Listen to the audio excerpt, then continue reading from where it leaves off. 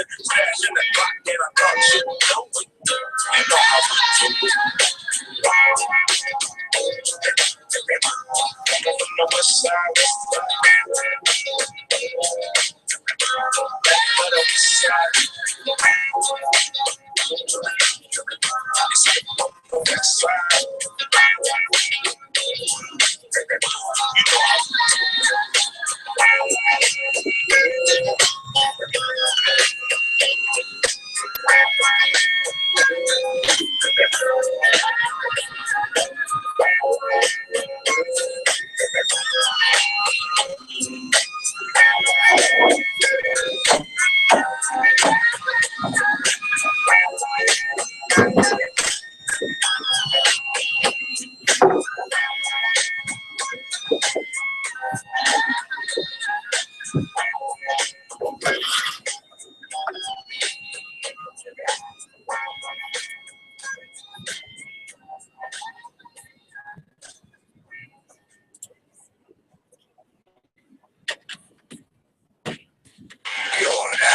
You want a wish list. Something that shows you everything you wish you had on your calendar instead of whatever you have coming up on your calendar. That's what you'll find at LasVegas.com. All the latest shows, concerts, and events you want.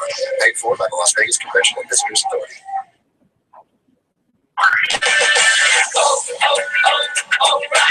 Looking for quality auto parts for your vehicle? Shop one of the 126 Los Angeles O'Reilly Auto Parts stores. You'll find we have convenient locations, thousands of brand name products in stock, extended store hours, everyday low prices, and well-trained professional parts people. O'Reilly Auto Parts. Better parts, better prices every day. O'Reilly Auto Parts.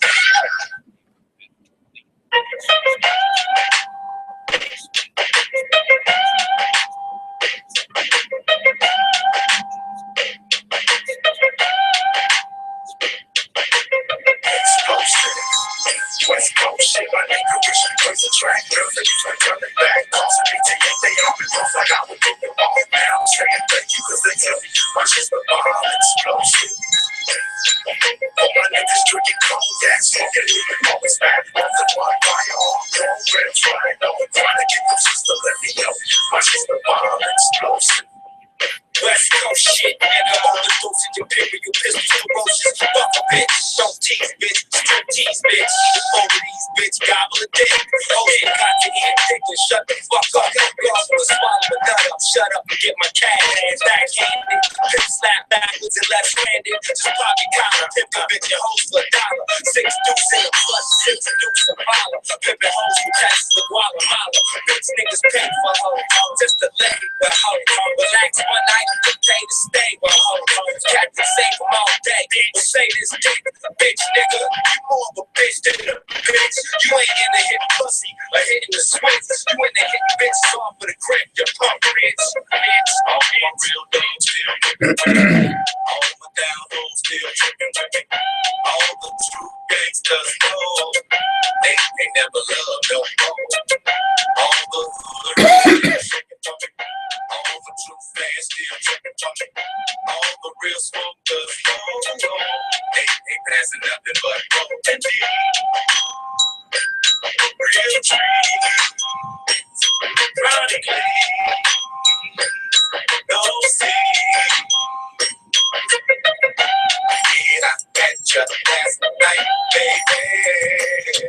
Before I go now, I thought we had a chance, lady. No more. Now that I'm sober, you think that right.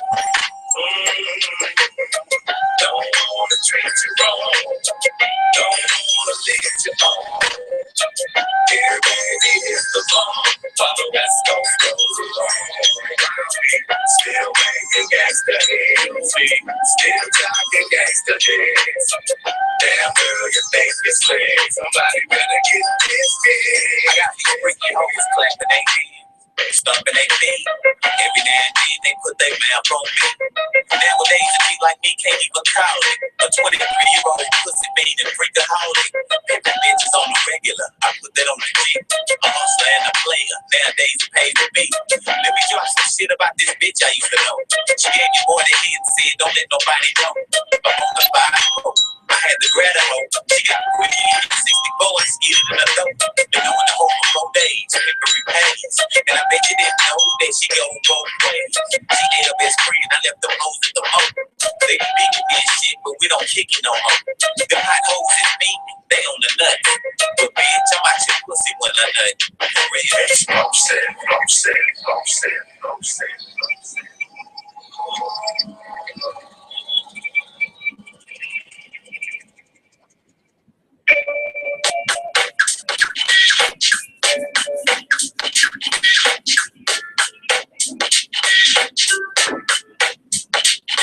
Body, you see my name, motherfuckers aboard. The first when I command the microphone, I get down in this car. With a pair of snake and pants at my arm.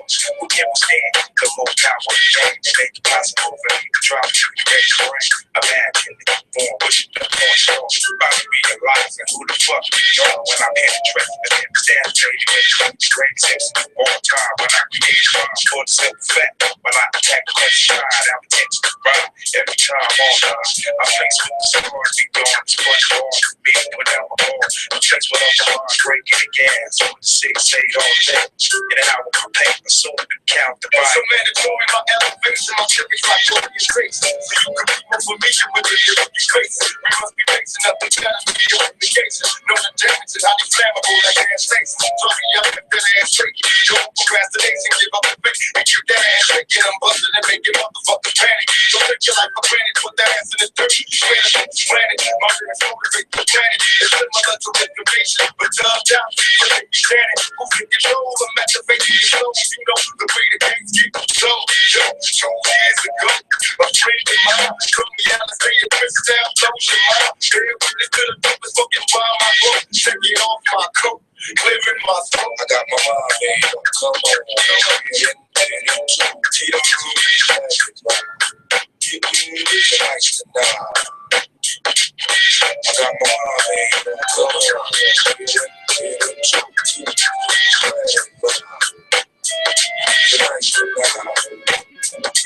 When I come to school with 2 packs up the gun, for protection, for the fucking strap on the match. Cause nowadays, she see me in the x-rays. Send the young motherfuckers to one of the trains.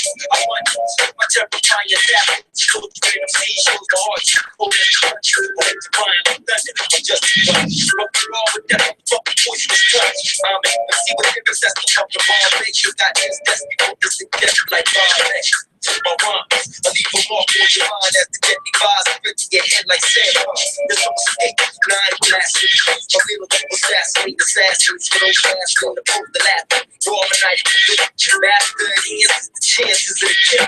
Why you step, this violent face is the shit. You best believe, 2 C's on the deadliest disease. My thoughts rip your throat and make your heart bleed. Your whole camp's under siege, and I'm Jason Voorhees. At the end of the night, that's when I defeat and ignite fights. My roots are like your book. I'm out the cut, uncut, and raw with the frost balls, all around, split the tricks on the wall. You already have an idea about the superior speed.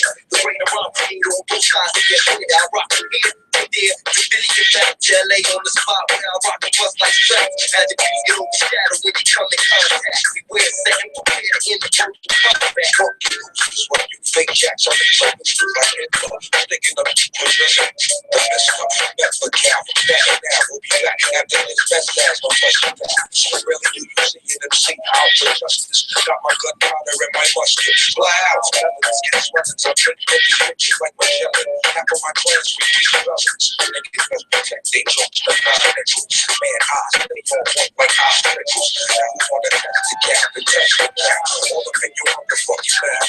Let's make the book. Catch me on tour without looking. Let that man hold 2 times, you can't move. Let her take 1 and pass, so that's bad. Your vitals the difference so long, when falling fast. Johnny bleed up to get loot like Johnny Cash. So you keep a Russian roulette and have a blast. Lyrical gas, spitting the criminal practice. Non-believers get back to get genital doctors. Let's face it, this the replacement. Face this, mad underground face it. Shit I face with, avalanche. Won't jam when I fuck Dr. Who's sock bitch, don't get it twisted. I got connects like federal express. Get the fresh back in the blast. The dog stand bench.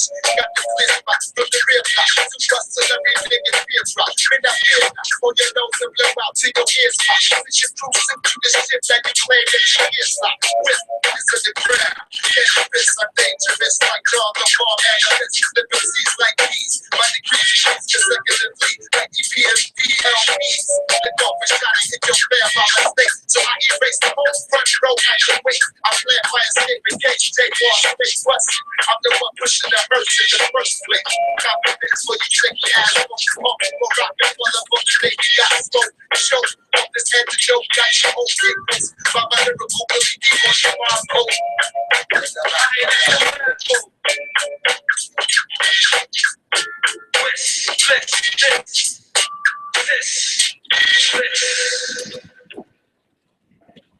The commissioner of the phone, P.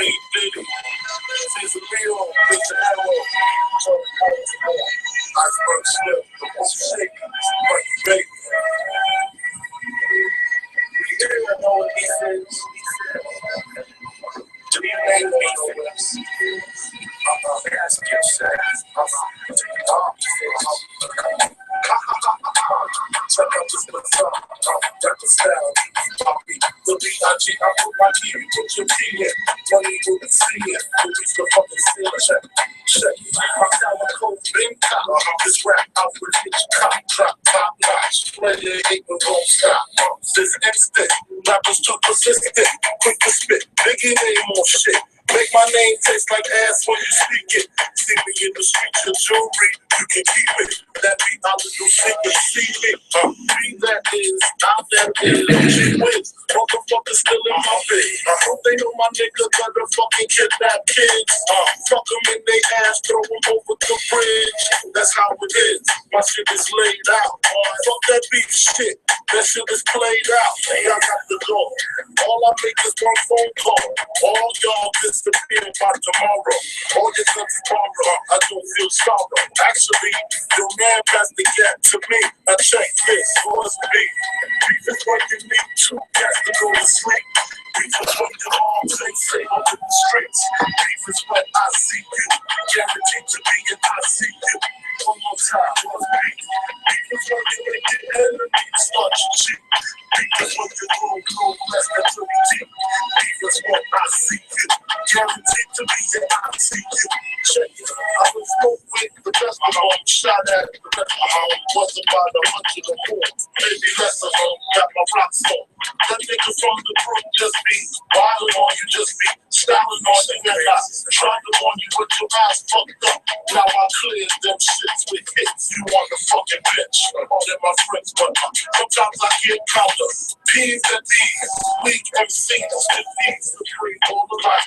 Lyrics like all the right, I see a G, that niggas sound like me. I was bragging in the early 90s, far behind me. It ain't hard to find me, come for one with the booyah.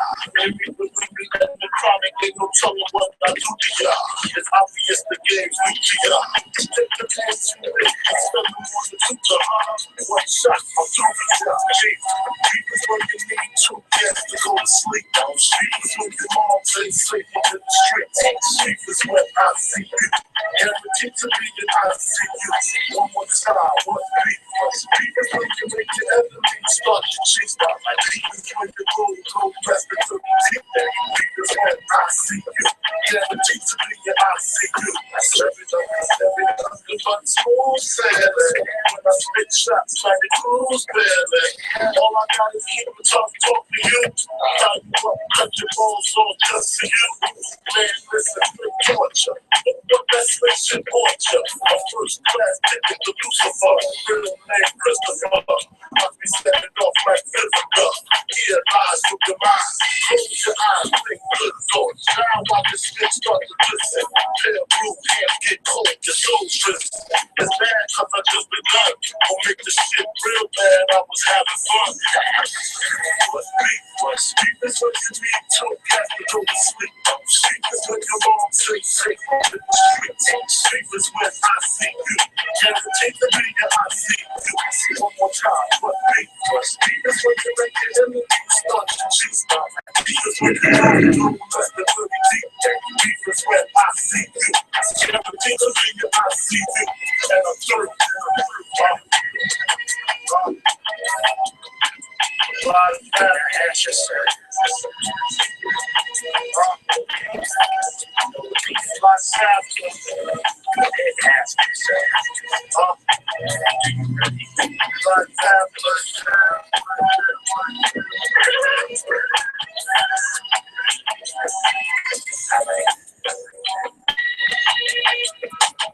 Big Notch, yeah, baby. On it, yeah,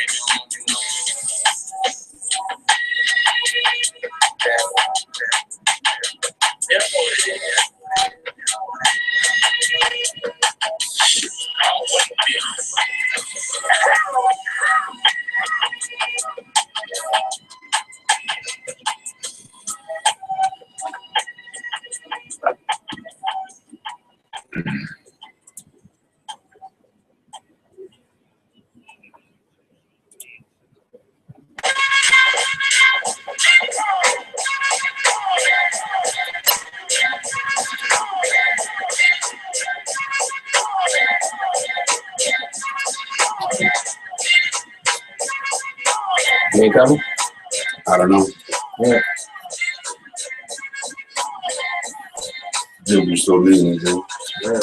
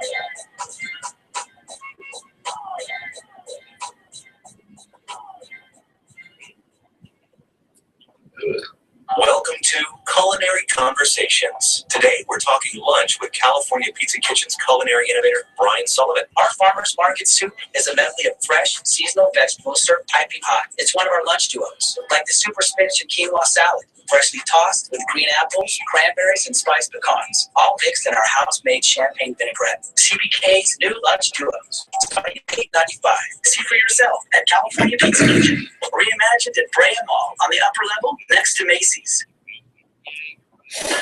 Small businesses that use Constant Contact come in all shapes and sizes. That's why we designed our toolkit to bring the best online marketing tools together in one affordable package. It all starts with our award-winning email marketing, as easy to use and as powerful as ever. And when you're ready, you'll also find the tools you need for social media campaigns, events, and more. Lots more. Get started today with a free trial at ConstantContact.com and help your small business do more business.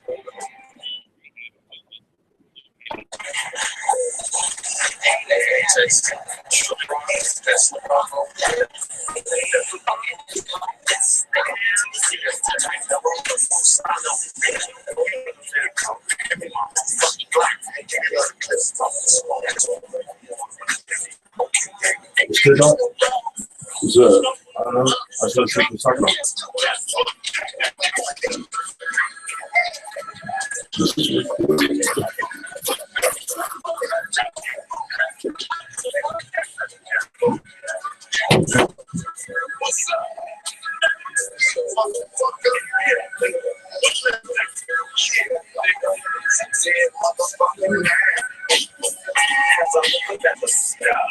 My mind starts tripping, a tear drops my eye.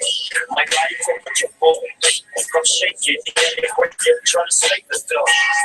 Into my chest and I'm screaming. I stop breathing, taking my feet deep in. Dear God, I'm wondering, can you save me? I can't die, my uncle's like I have a baby. I think it's too late for praying. My voice won't take it again, it's gonna be sort of safe.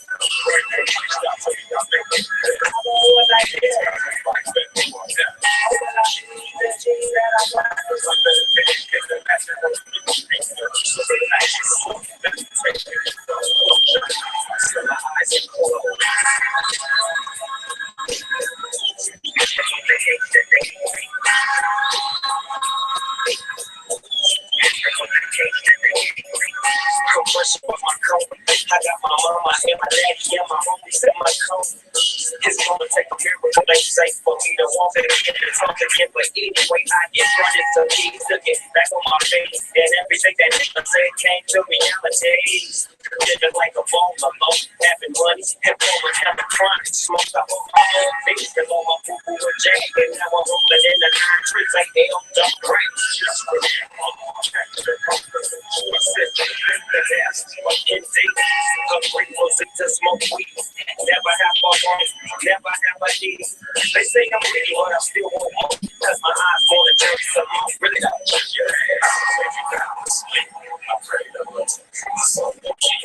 If I should die, I pray the Lord, my soul would say.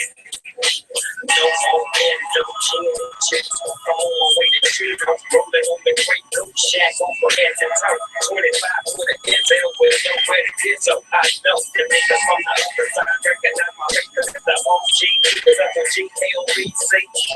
There's no niggas cause I don't care. Red jumpsuit with 2 braids in my hair. Niggas stare as I enter the center. They send me to the legendary yard. That's why I stay late night. I get questions scraping on the floor. Niggas get their shakes just in case the war. So cause you can't tell what's my little homie, baby. Who's in the field over this neck and he probably won't break it. Just 612. I put that on the rock for you, baby.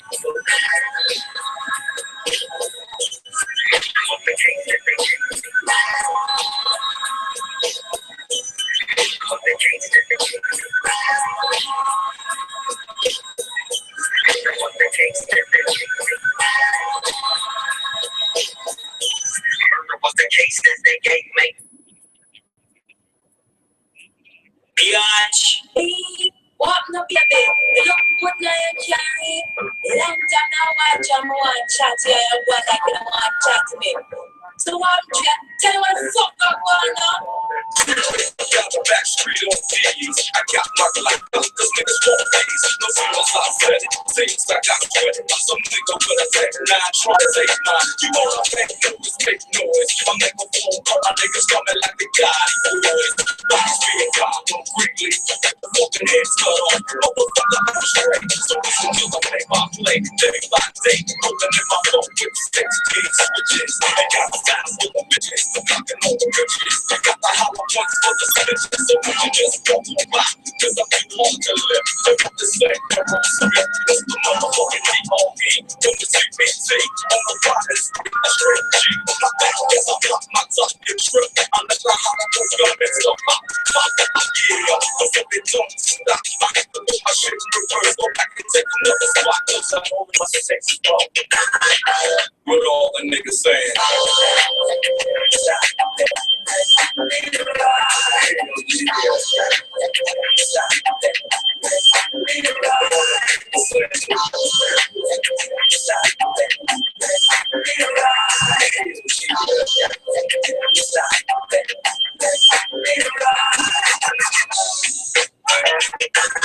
Just another motherfucking day of the race, so I begin like this. On my joggers, dreadlocks on black pistols, just that gangsta gear with gangsta raps, that gangsta shit makes the gangs and snaps. Word to the motherfucking street, and word to these hot ass lyrics and don't wait that I get your wit, that I get your wit as I do with my phone teams. And in the switches, I'm just relax while I get my box on.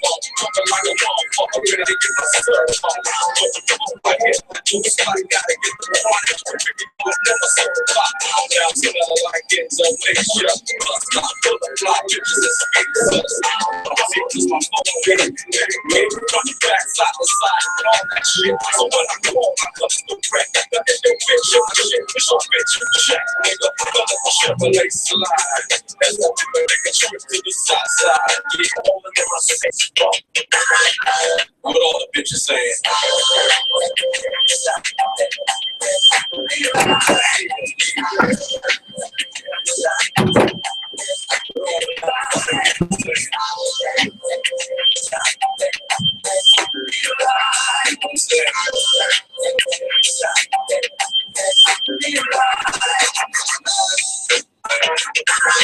Check this out. The sun went down when I hit Slauson. On my way to the strip, now I'm just flossing. Checking my review, cause niggas they go do jack moves, black moves, cause I smack moves. Trying to set me up to a 211. Walk around and get caught up in a 187. But I don't represent no gangbang. Some niggas like lynching, but I just watch them hang. So on and so on. Why don't you let me roll on? I remember back in the days when I used to have to get my show on. Everybody wanna speak, everybody giving out the window. They give me beating up the street. They feel trained, it's hit track. That's what they say. Every single motherfucking shit. Yo, but I ain't tripping, I'm just kicking. While my keys keep spinning and these hoes keep spinning, I be holding in my sexy bone. What everybody saying?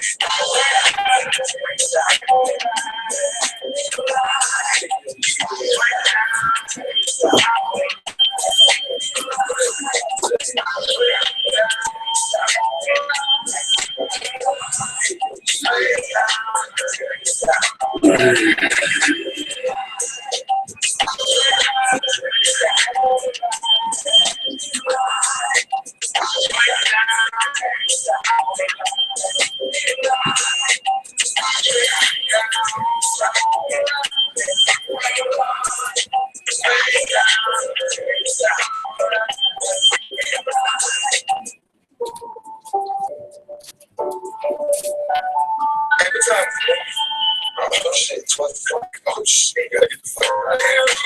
Check out time, nigga. And call me up, call that girl. Call him the next day. Tell him about it. Make a rush on this driving off. It's like, come on, man, get out bad for you. Fuck that.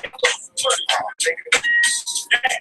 And I'm a probably in the mood. That's thinking as a young, just another sunny day in California. I got my mom, so I'm big as all of it. The sex to get me, give my all the time. Like you drop the biggest face, lyrics makers, look on up and fingers on my balls play. Before I let me get the biggest last, like you like a fantasy. Tell us, say it ain't a CEO. She ain't the only dirty dancer with my man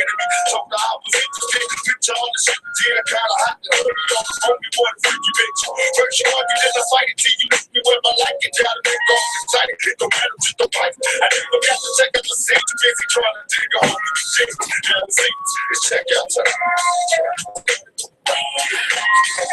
It's check out time. That's all they got to do. Hey, come on, man, get your bags, man. Call that man, motherfucker. Just got him, nigga, shit.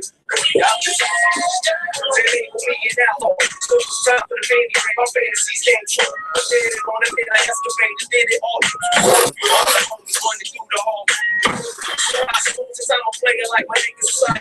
It's only right for me to disappear until the night. My game's trump tight. So I find time to refine. Sneaky, I work this in massage. Sick runs, all kinds. I ain't got that much time. So hurry up and pop the gun and let me hit it behind. Since I'm only in for one night, I got to get you hot and heat. Play like Michael Jackson and beat it. One more thing I like to mention. I'm done and I'm out to get someone else who deserves my attention. So all the homies round up in the lobby. Cause bustin' bitches is a hobby. Nigga, check out time. Hey yo man, hey, where the fuck is that, man? Hey yo, I know what's up. Dude, don't even wanna leave. Yo man, check out time. It's time to get out of this phone. See those bitches? Yeah.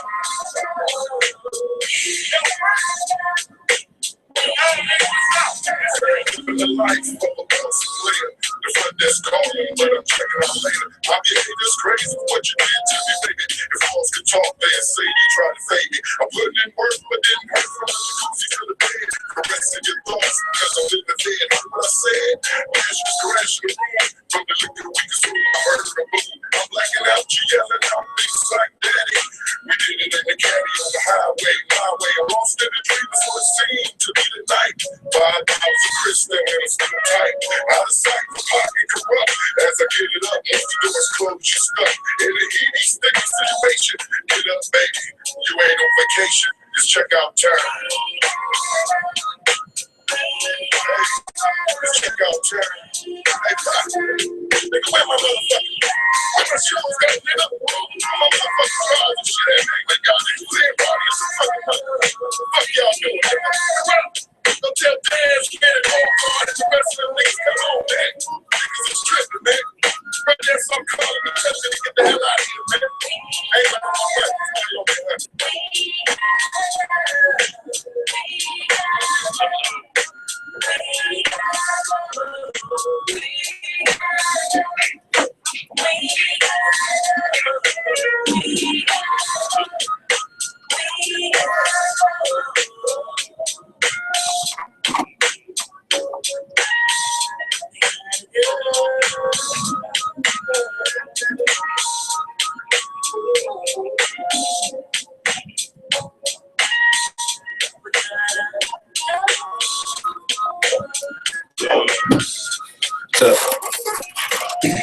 Not too much, just doing some prep. It might just be me this morning.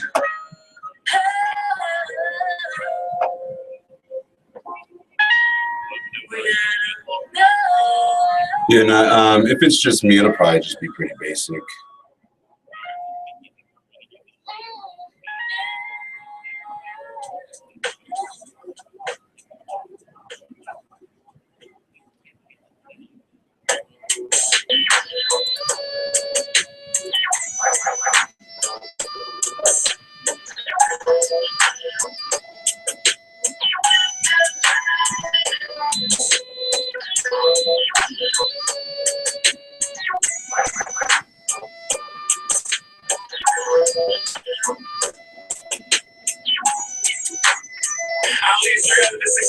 Sliding to the function, Shirley locks in my ear, yelling or something. But I just want need about 3 with me in the spot, mixing up my dress like why they fizz up on that pro bud.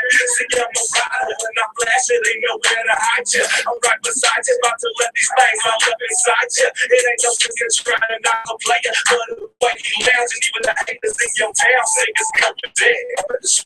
Got hot, dropped out the life we did, but now it's home.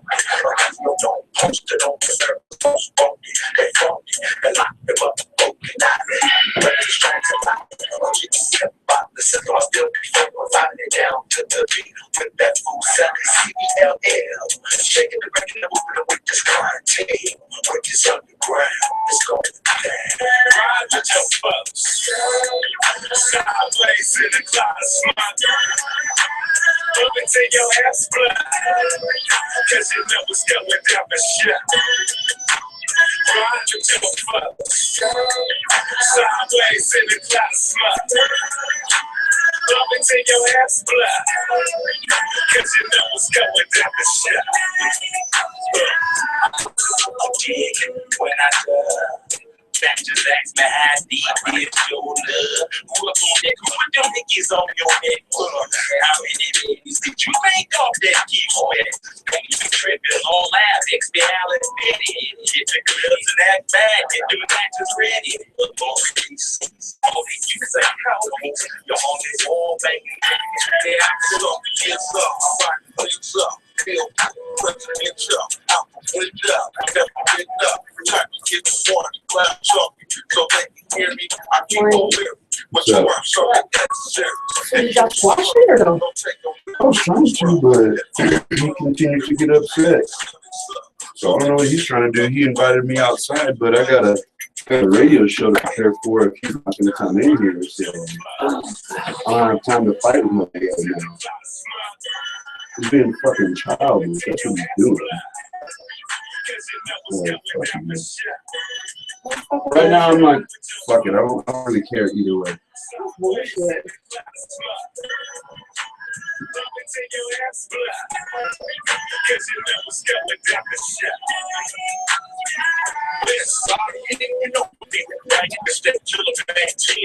What's swinging and connect, ganging, you know, that's how we go off. So it ain't gonna be easy, but believe me, dog, it's gonna be off the easy, but cheesy. And if it ain't pop, I laugh it off like a joke. My grandma ain't taking, so I straight up anybody for my folks in the bank. I'm real, I'm a killer. I need this shirt so no joking. So if it's going down the bank, I'll be on the first place. So I'll let it. It's gonna win down, so make tell you my major battery. Set your love self while I'm trying to get some more mail. Dodging hot ones, I ain't gonna let this stuff run. Creeping through the city streets, bourbon in the one. Can you wrap up in that he said, she said, what was said, look you did. Run your mouth and get you triple lit. So I stay real, so when I came up out of the hills, riding with that monster Like some straight butt in here. Just fucking calm down. Like, I can't even fucking read right now. It's so fucking Come good. on. I thought for sure if y'all would have touched that shit, it was not that fucking serious, man. I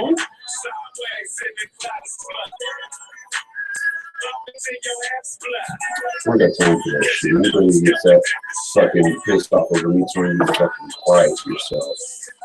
Would you prefer me to tell you shut the fuck up? Right. I just think y'all should chill. Is there anything I can do? Huh? Not on my end. At least I'm curious. All right.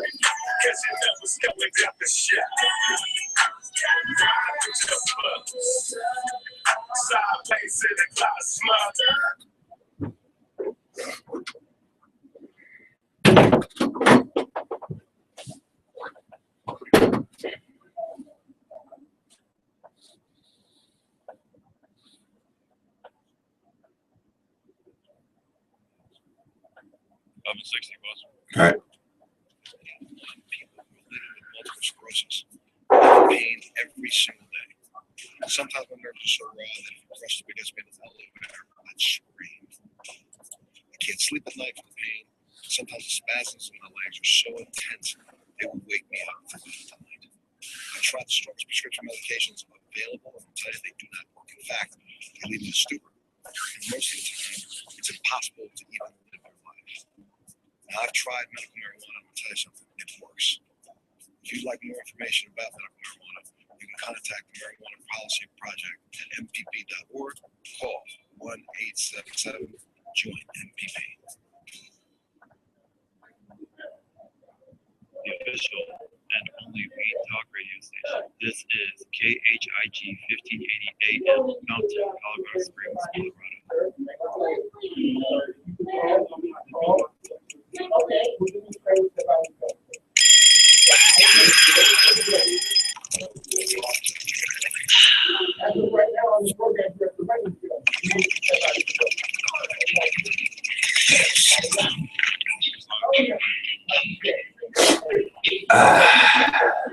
Well, good morning.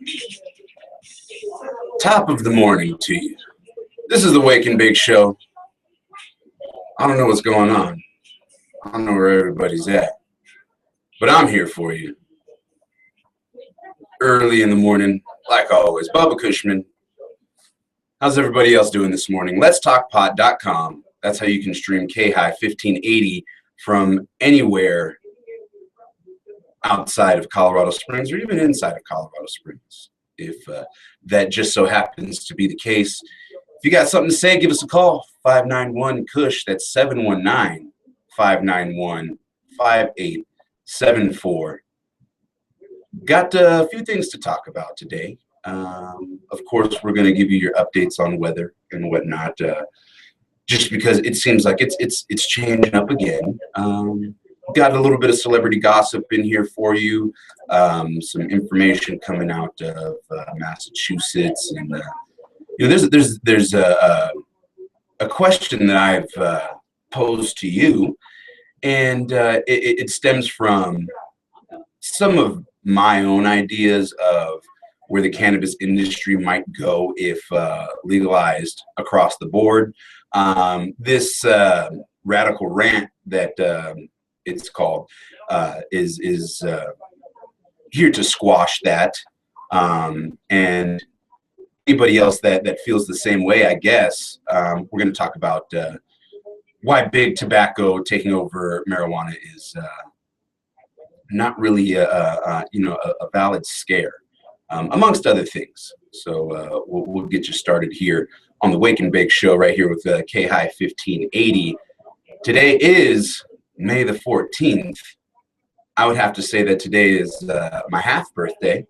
So I'm going to have to give a shout out to the homie Big Bize out there in Southern California. Today is his actual birthday.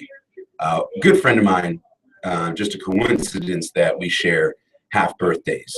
So on my birthday, I will wish Big Bize a happy half birthday. Anybody else that's born on November 14th, happy half birthday to you. And if today is your birthday, happy birthday to you as well.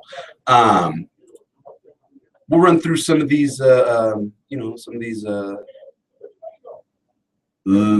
connections, as we like to call them.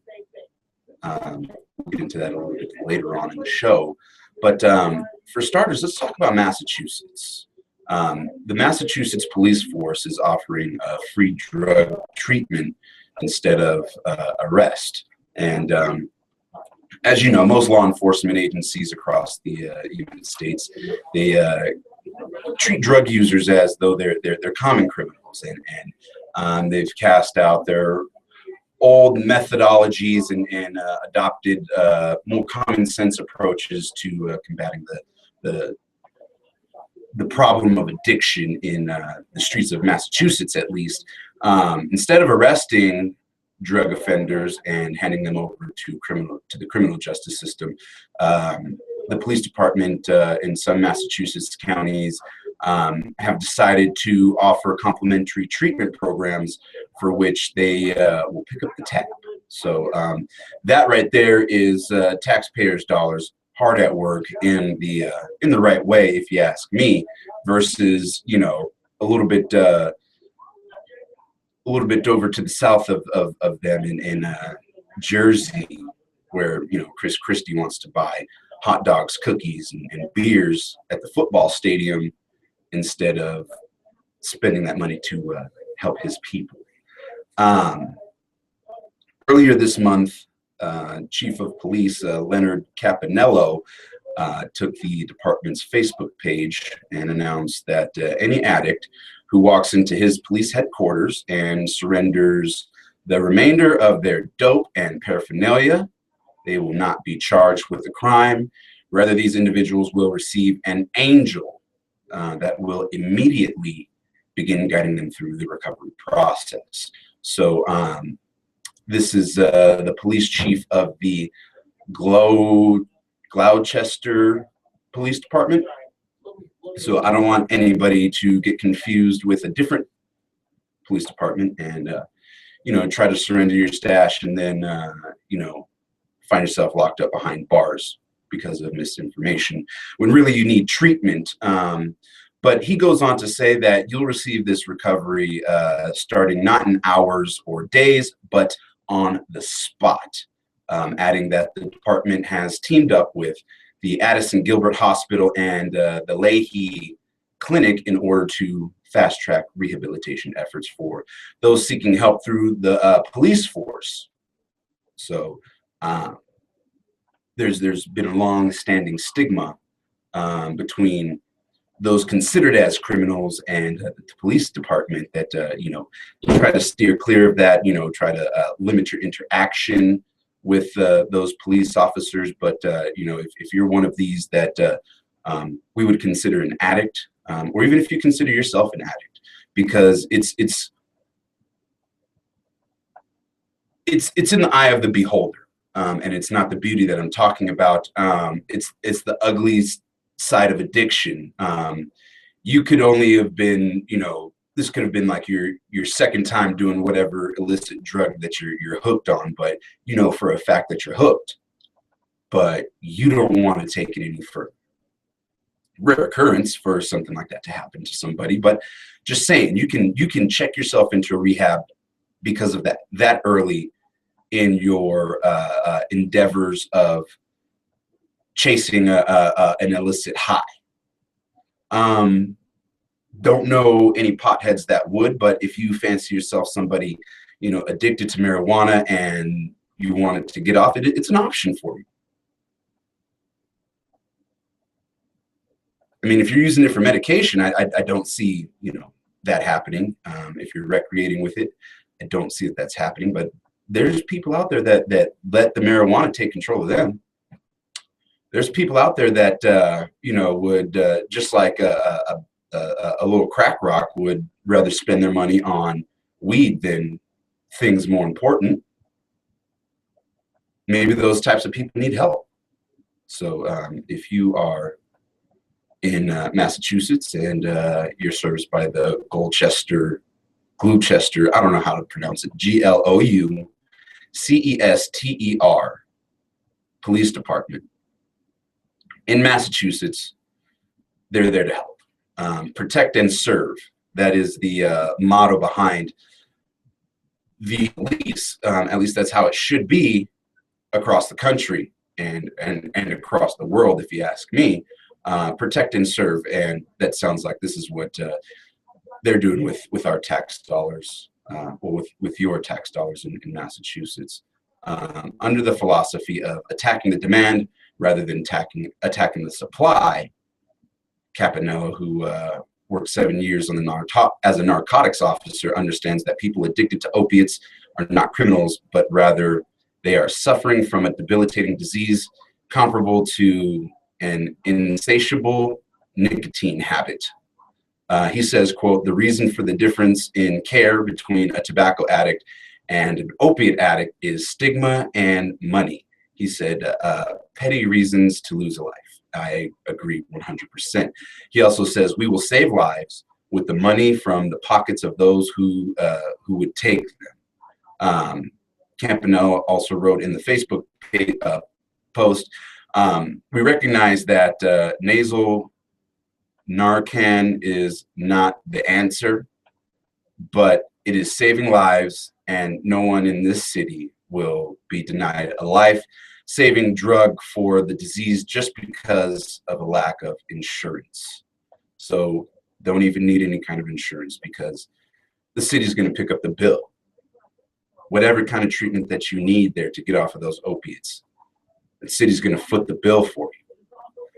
4 people have already suffered deadly overdoses in 2015 in just that town. A population of 30,000, just about. On a state level, opioid overdoses claimed the lives of over 1,000 people in 2014, according to the Boston Globe. So this is, I think, a program that we might want to implement across that state, maybe across this country, instead of spending all this money in prisons and imprisoning people. take that money and put them into rehab facilities, revamp these prisons and turn them into rehab facilities. Turn the bars into plexiglass or something. I don't know how drug rehab facilities are on the inside. I've never been to one. But it definitely has to beat prison. It still remains uncertain just how successful Campanella's plan is going to be, but there's no denying that treatment is a more sensible alternative to incarceration. Several years ago, Seattle launched a law enforcement assisted diversion. Law enforcement assisted diversion, acronym LEAD program, which works to keep addicts out of jail by providing them with the essential resources they need to get clean and lead a normal, productive life. That's right. Seattle is turning its addicts into productive members of society. So why can't Massachusetts? Why can't the rest of the country do the same thing? It also says here, interesting, unlike most drug courts, Seattle's program does not punish offenders with jail time in the case of a relapse. And this approach appears to be working. A recent study published by the University of Washington found that people enrolled in LEAD were 60% less likely to be arrested than those thrown into traditional probationary methods. So, furthermore, in Seattle, if you're on this program and you have a slip up, like most addicts do, and like most addicts will have at least one relapse, you're not going to get locked up over it. Reinforced treatment, reinforced education, and you'll get there. I mean, if you fail at first, try again. That's not exactly how it goes, but you know the saying. It's cliche enough, if you ask me. Speaking of if you ask me what I'm smoking on. I got this joint rolled up right here. We're live on YouTube, by the way. Well, I'm live on YouTube. I'm in here by myself today. But I don't mind. You know, I've done the solo thing before. It don't scare me none. I put up a question on our Facebook page. The Facebook is KHI1580. You can also follow us on Twitter at KHI1580. You can follow us on Massroots at KHI1580. It's actually just me. I'm pretending to be the whole entire radio station on KHI1580. So if you go to that Massroots page, you'll see a bunch of pictures of me, my weed, and my paraphernalia. And some pictures of me and Top Notch in the studio for High Noon and whatnot. Speaking of, I will be back for High Noon at 12. And that comes after Driving with Gas with our friend Kevin Gassman out there in Arizona. But before that, you have the Cannabis Attorneys. They always have something really cool to talk about. Probably some of the most informative guys that I know talking about marijuana and marijuana business on the radio. Well, the only ones talking marijuana business on the radio, at least on a regular basis. So shout out to Mr. Houghton and Casey Stark. We'll see you guys a little bit later on today. But my question up on the Facebook page is about a radical rant that I read on High Times. And it's why big tobacco taking over marijuana is a stupid scare. And the question is, if Marlboro came out with marijuana cigarettes, I call them reefers. I think that'd be a catchy name for it if, anybody decided to go that way in the industry. But if Marlboro came out with a pack of reefers, would you buy them? Would you smoke them? We'll get into the story a little bit later, but I'd like to know. Give us a call, 719-591-KUSH. That's 719-591-5874. and let me know if that's something that you would buy. Would you be a consumer of Marlboro reefers or Marlboro marijuana cigarettes? Do you think they'd be good? I mean, according to cowboys and whatnot, they make a good tobacco product. I don't know if there's such a thing as a good tobacco product other than, like a Swisher Sweets cigarette that I can break open and fill with some Marahoochie and blow down a Bleezy. I don't know. If I asked myself that question, I would have to say, I don't know. Would I try it? Absolutely. I guess you can say that would probably be the determining factor if I would be a consumer of such a product or if I would choose to leave it alone. The proof is always in the pudding. You got to try it. I mean, it sparks some other questions as well in my mind, like, are they going to be something that's strain specific? Is it going to be, a quality product? Is it going to be quality bud? There's also the difference in the plant matter that's used. When you smoke a joint, well, you can roll it with the leaf, ground up leaf, but it's not going to be very effective. You grind up the flower. You dry up and grind up the flower versus, in a regular pack of Marlboros, that's dried up, ground up leaves, tobacco leaves. Leaves and flowers are two completely different things. So that leaves the question. Would it even be cost effective? I don't know. Maybe I'm thinking too far into it. Who knows? But that's the question. Would you be a consumer of marijuana reefers? I mean, Marlboro reefers. If Philip Morris, the creator of the Marlboro brand, if they were to manufacture a pack of reefers, I don't know. Let's hear from you. The question is up on our Facebook page, KHI1580. There's also a link to the article.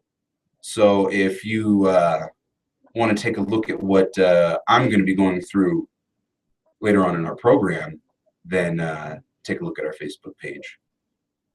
Again, follow us on Twitter and on Mass Roots. I got to give a shout out to Be Real from Be Real TV, who's following us now on Mass Roots. I haven't looked at the Twitter account here in a couple of days. I've been slacking on that. So I don't really know who's been following us on our Twitter as of lately. So we will get to that as well.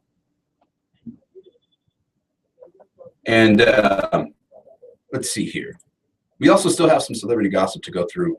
I'm poking around here on TMZ looking for anything interesting to talk about. Anything besides Courtney Stodden. That's just that's a scary face to look at, if you ask me. Johnny Depp is in the entertainment news via TMZ. We'll get into that, as well as, of course, Suge Knight. And here's a little headline about the Simpsons. I don't know. I'll read into it over the break, and if it's worthy of the program, you shall hear about it. This is the Wake and Bake Show right here. You just got Bubba Cushman, your functional stoner, function with you. We'll be right back. KHI1580. Keep it locked.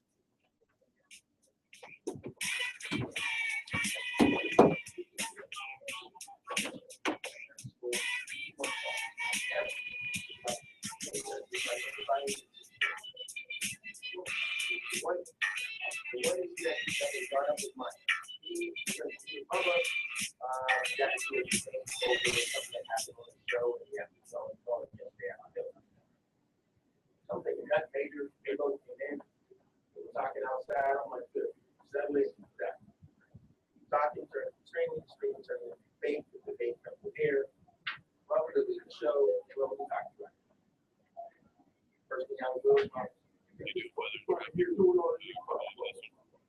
it's part of my staff. It's part of anybody's staff, especially for somebody on the outside there. Don't do that. So, want to talk bad? I mean, it's about sales. It doesn't say that. It's still an income. Well, what? I ain't trying to tell you how to do my job. I'm the program director. You have to trust that issue and nothing else again anyway. You talk all the way.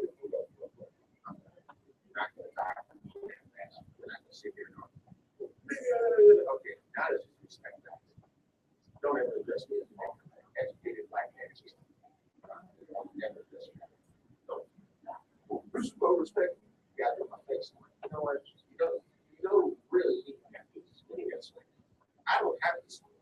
I can make phone calls. I can come to you. I don't have to. So the argument gets up here, and I'm going to say, we got to it about, you know what? We're going to your opportunity. If you understand you have a paid internship at Carrion, they understand you're going to get coffee and going stores. I'm putting you on my opportunity. So glad that you like. And by you coming in here with this attitude, by this time as well, passion. You coming in with this attitude, I don't think I want you here. So I'm going to ask you to do that. Hey, you answer the so-so.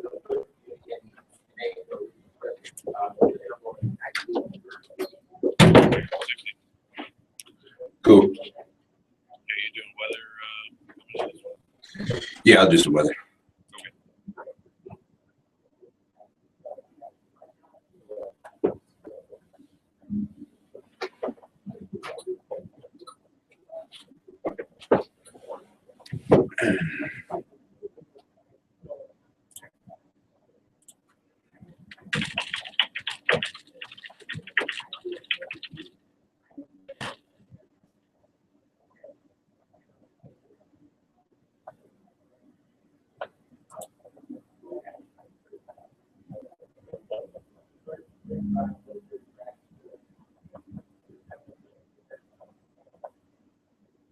Origination. To learn more, call 800-QUICKEN. Visit jdpower.com for more information. Important terms and conditions apply. Calls for cost information. Equal housing lender license law 50 states and must number 3030. We have it all. Sorry, just bought 24/7 all day, every day. The We Talk station is KHI.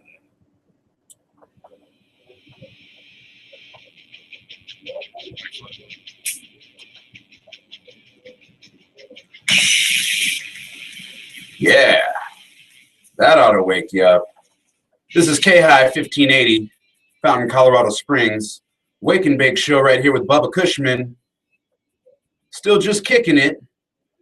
Gonna take a look at today's weather report. Looks like it's currently like 45 degrees outside. Currently cloudy, but today will just be partly cloudy.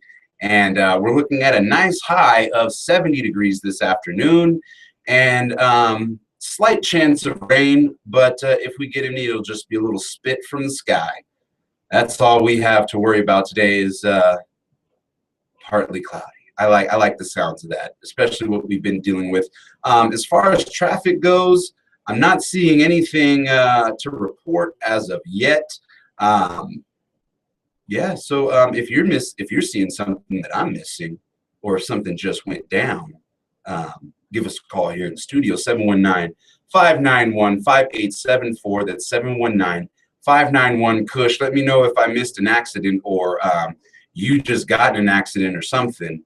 Well, you probably shouldn't call me, but you know, maybe call your insurance company or the police if it's bad enough.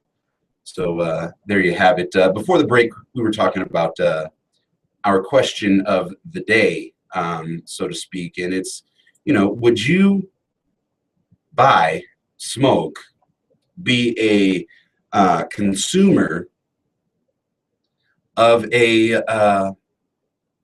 I'm going to call it a big marijuana product, just like there's big pharma and big tobacco, big marijuana. If Philip Morris turned out to be, you know, Philip Marihucci, he started producing these reefers that come in this handy dandy little flip top box. Have a picture of a pot leaf on it. It'll say Marlboro or Marlboro reefers. The story goes as this, and this is why Big Tobacco is Big Tobacco taking over marijuana is a stupid scare. The scare, it starts back in the 1970s, like most of the urban legends. Now this is coming to you courtesy of Russ Belville, and he wrote this on Tuesday, and this is his radical rant. This scare dates back to the 1970s, and like most urban legends, has some kernels to the truth.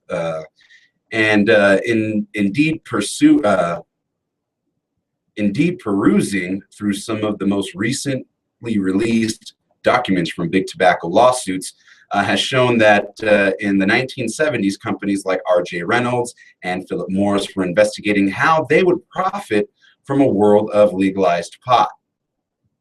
Nobody has found any land deeds in Northern California belonging to those corporations, but lack of that proof hasn't stopped any of the spreading of the legend.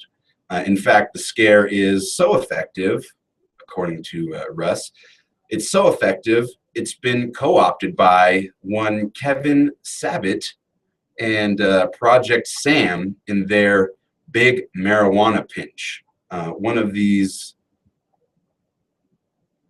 few pieces of rhetoric that appeal to both pro and anti-marijuana voters.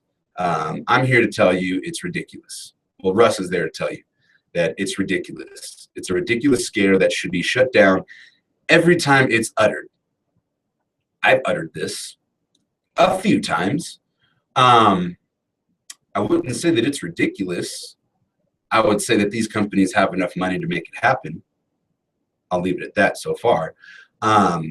First of all, keep in mind that as long as marijuana is federally illegal, no big multi-corporation is going to touch it for fear of federal seizure and federal criminal court.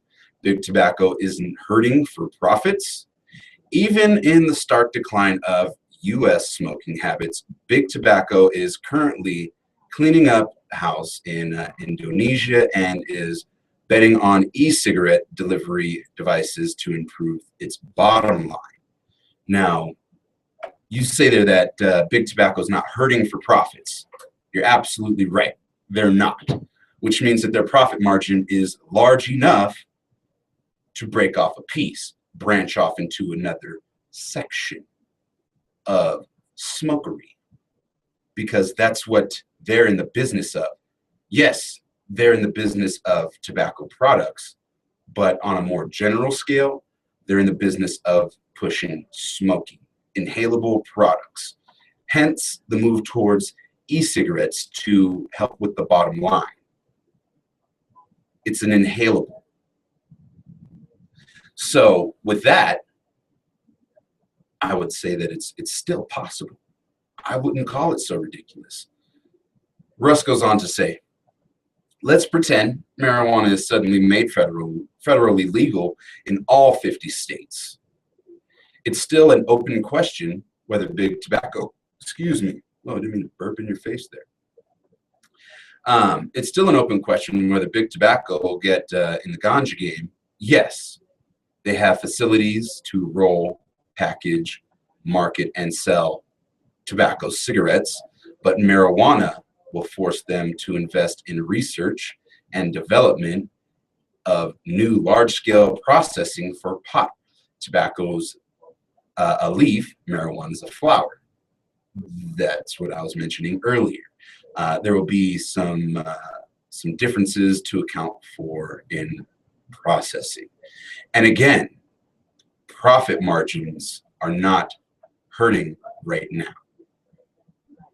Who's to say that they can't go to the best marijuana grower in America or get a handful of the best growers in America the best botanists,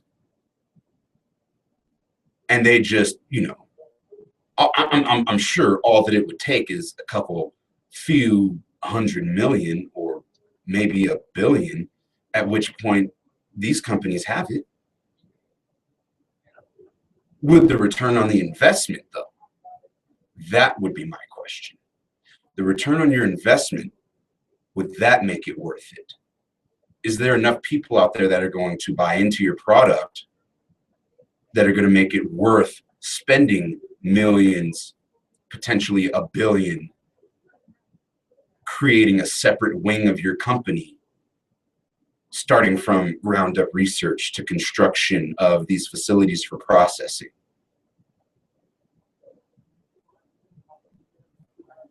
That's my question.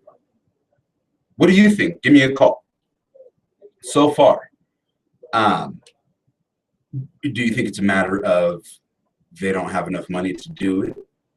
Do you think that it'll put too much of a dent in their pocketbook to do something like that? Or will it just simply be a fact of, you know what, it's a pipe dream? When we release this, it's not gonna, you know, create a movement like we would have thought. Makes my wheels spin. Let's also pretend they do that. So Russ, he comes here and he does this rant on looks like all angles. We'll see. But let's pretend that they do. Let's pretend that they spend the money and they create a separate wing of Philip Morris and you know, call it the reefer wing. Build some equipment or purchase some equipment, some staffing, do some research. Let's pretend they do that. And Big Tobacco buys up acres of land, starts producing the Bud Light of weed, Russ will call it. I don't think that's the right product to compare it to. I would, you know, compare it to what it is. It will be the Marlboro Reds of weed. It will be the Marlboro Lights of weed. Kush can be your menthol. It's cheap and it's easily accessible, Russ says. And maybe not the worst weed you've ever smoked, but far from the best. It's got God knows what sprayed on it, from the seedling to harvest, but they assure you it's perfectly safe.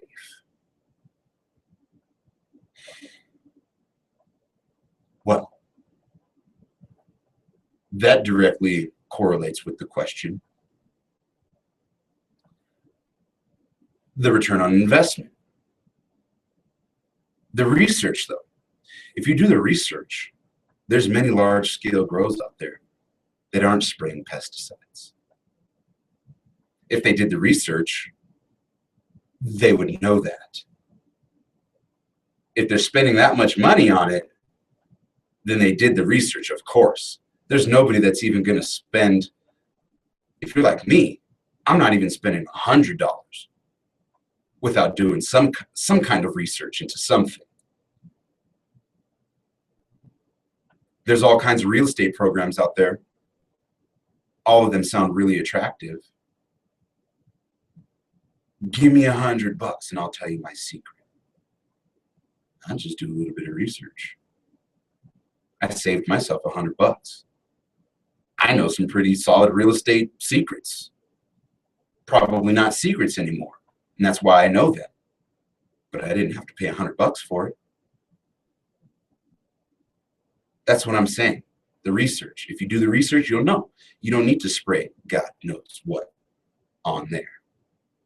You'll know that you're not really wanting to kill them on contact. You want to smother the insects, the pests. If you staff your grow correctly, you have people inspecting your plants. If this is all done properly, yes, will be a solid investment, a huge investment to make it as large of a scale as something like a company that produces the Marlboro brand. It's going to cost a lot of money, but it's possible to do it right.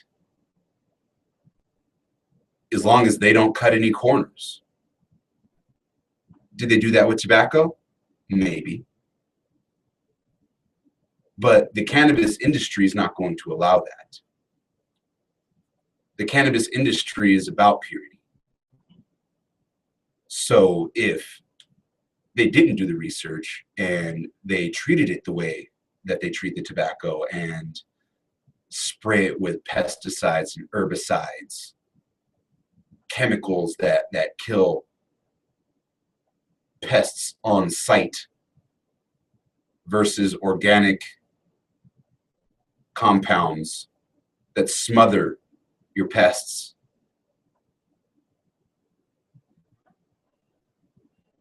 Anyways, so Russ goes on to ask you and ask me, are you going to smoke that stuff?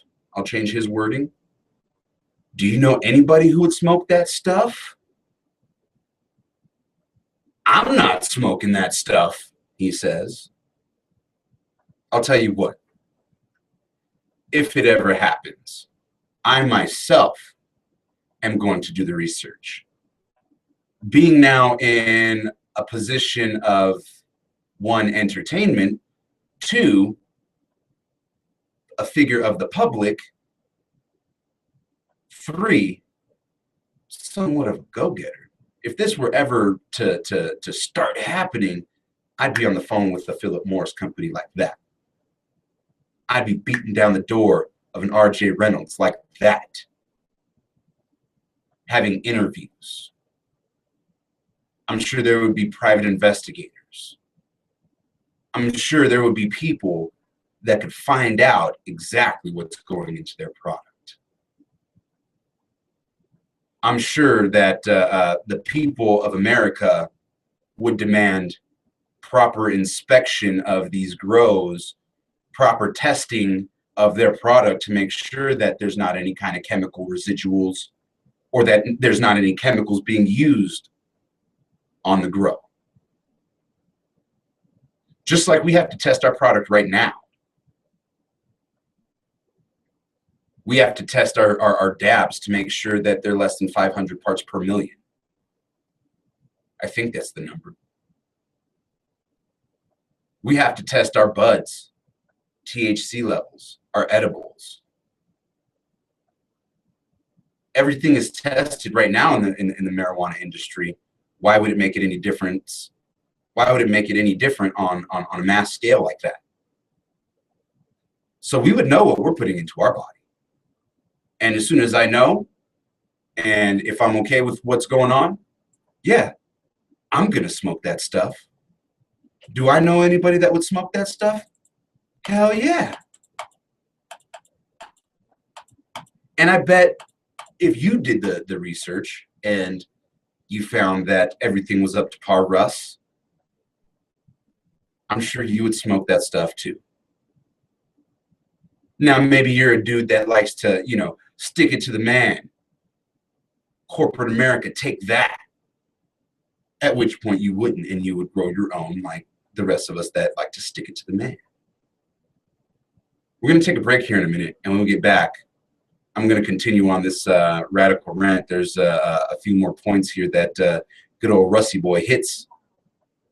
I might squash him. I might agree with him. You never know. This is the Wake and Bake Show right here with Bubba Cushman. Keep it locked. We'll be right back. K-High.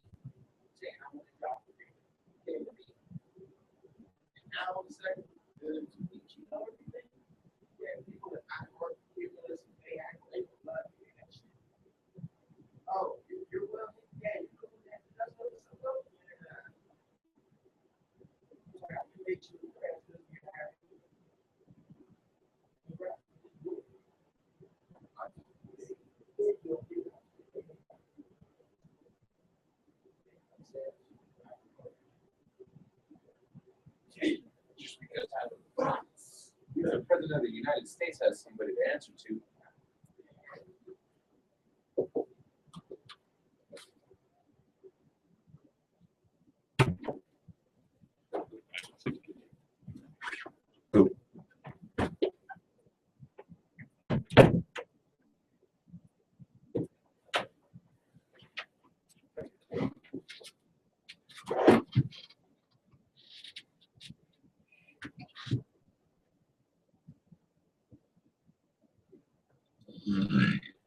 Excuse me.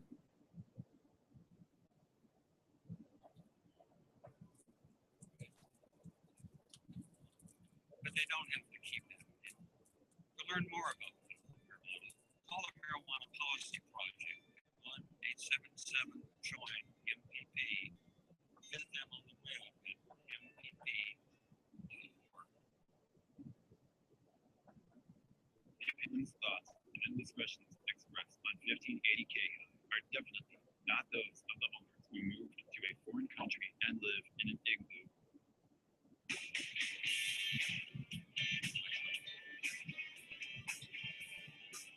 Thanks again for tuning in. This is the Wake and Bake Show right here on KHI 1580. Let'sTalkPot.com. That's how you can stream us anywhere. You can give us a call, 719-591-5874. Right now, we're discussing kind of our question of the day. I'd like to hear some input on it. Would you smoke Marlboro reefers if Big Tobacco flipped the switch or branched off into big marijuana, big weed, big bud, big ganja? Would you buy into it? Would you be a consumer of that product? Would it be a quality product?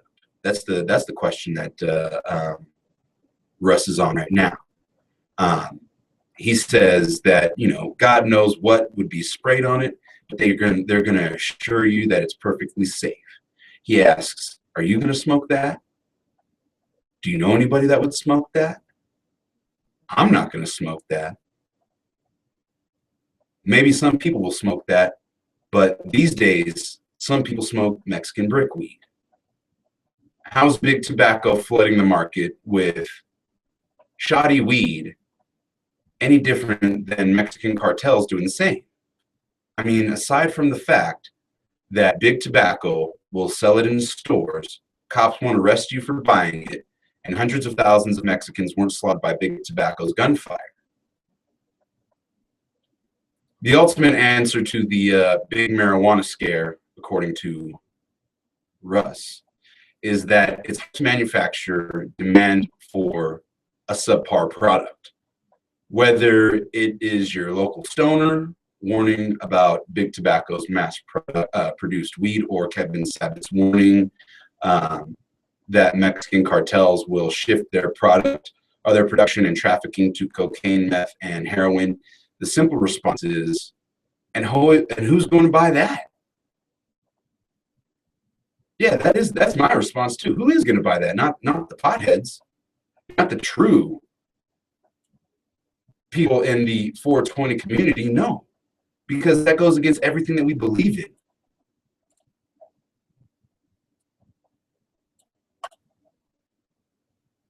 again, I think if the research is done, and I think that's where at least half of the funding should go into the research, or the team that's going to provide the expertise behind growing and producing your product. And then the other half, well, I would say another quarter goes into starting the facility up. And then the other quarter goes into marketing that product. And maybe you'll have something decent for the people. If you do that, I'd buy it. I really would. It'd be convenient, it'd be cheap, and it would get the job done. I've smoked swag before. I've smoked the Mexican brick weed, and I have a hard time believing that that's what's going to be rolled inside of a marijuana, or I'm sorry, a Marlboro reefer, if it ever happens. I think it would be a decent kind bud, probably some sort of a hybrid or a sativa.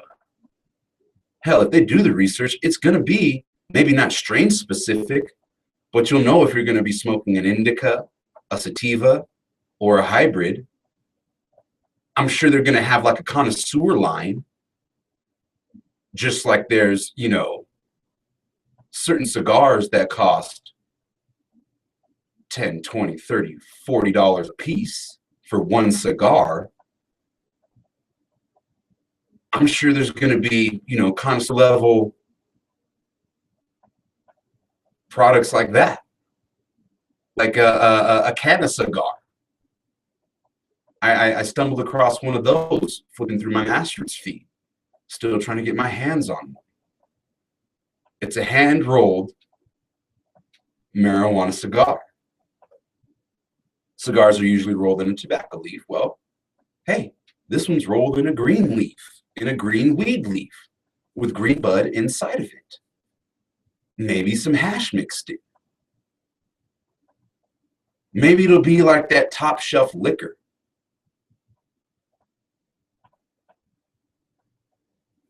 Who knows? It could all happen. I wouldn't say that it's that ridiculous. This early in the game, I don't think it would happen. And I don't think it would happen right out the gates either if it were legalized across all 50 states. It would be a work in progress. A smart company, just like, say, a smart television producer would run a pilot program at first. Select markets. They do that with some movies. Open and only select markets. So you start off small, see what the response is.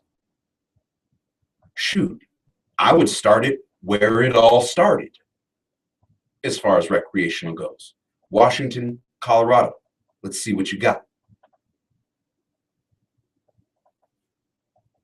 He goes on to say that we've had 80 years of federal government using guns and prisons to force us to stop growing and selling really exceptional weed. It's never worked. How is a mega corporation using advertising and volume going to force us to stop growing and selling exceptional weed? It's not becoming any more illegal to grow your own or buy it from your source, and it's becoming increasingly more difficult for cops to catch you doing it. You're right. And I would always preach grow your own. But there's people out there that don't have that opportunity. They don't have that luxury.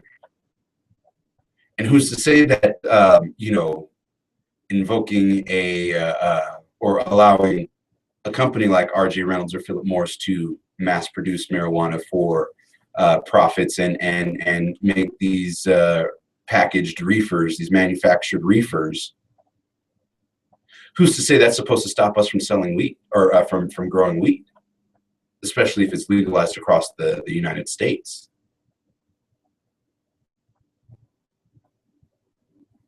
Was that the motive behind legalizing tobacco use on a major scale? Is that the reason why you only see a few different tobacco manufacturing companies like Philip Morris, R.J. Reynolds, and a few others that I don't know of?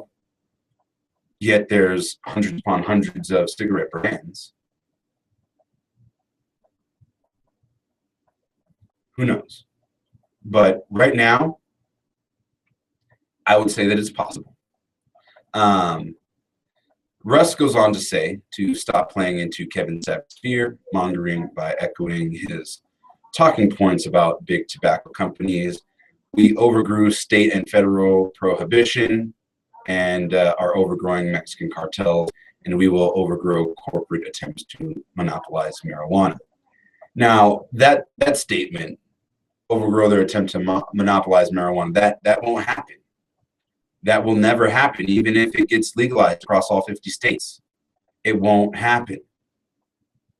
The movement is too strong to grow your own. And all this is going to do is create a convenience factor, just like a liquor store, just like a smoke shop. So there you have it. I'm done with my rant. I'm done with his rant. Hit me up on my Facebook page or give me a call if if you just want to chime in on it for a second. At KHI1580. That's how you can get a hold of us there. Give us a call, 719-591-KUSH. You can stream us live on letstalkpot.com. I didn't have a chance to read into that Simpson story, so I may get into that a little bit later. But we were talking about Johnny Depp a little bit earlier, and he's accused of pup smuggling, and his dogs are getting a death sentence. That's pretty sad headline there. But it goes on to read that Captain Jack Sparrow, courtesy of TMZ, of course, with these, phrases, for lack of a better term, Captain Jack Sparrow got carried away with the smuggling Johnny Depp's 2 Yorkshire Terriers, his pups, have a death sentence hanging over their heads because Depp allegedly snuck them into Australia. Australian officials say Johnny and Amber Heard fail to declare Boo and Pistol when they arrived on the private jet last month. Under Australian law, the dogs are supposed to be quarantined for a minimum of 10 days, just to make sure they are not carrying any foreign diseases into the fragile ecosystem. If Johnny, more accurately, Boo and Pistol, don't hightail out of the Oz by Saturday, the country's agriculture minister says they will be put down. A rep for Johnny, who's down there shooting the 5th Pirates flick, told the Associated Press the dogs are under a home quarantine, but wasn't more specific than that. Pretty harsh sentence, I would say. Yeah. But Aussie officials say the law is the law. The law is the law. That's not a knife. This is a knife. Yeah. Hey, Johnny, don't break laws in other countries because they really don't care who you are, dude. They really don't. And they really obviously don't care about your dogs. And I would say if you don't just throw them on a plane by Saturday, I would say that you kind of don't care about your dogs either. What's a home quarantine? During that whole Ebola scare, there was the lady that didn't want to do her quarantine and thought that it was against her rights. Well, when the whole country's in an uproar like that, just do what we ask. Johnny, just do what they ask. 10 days out of 30, get out of here. You're listening to the Wake and Bake Show right here with Bubba Cushman, functional stoner, functioning quite well. We're going to take a break, pay some bills. We'll be right back right here on KHI 1580.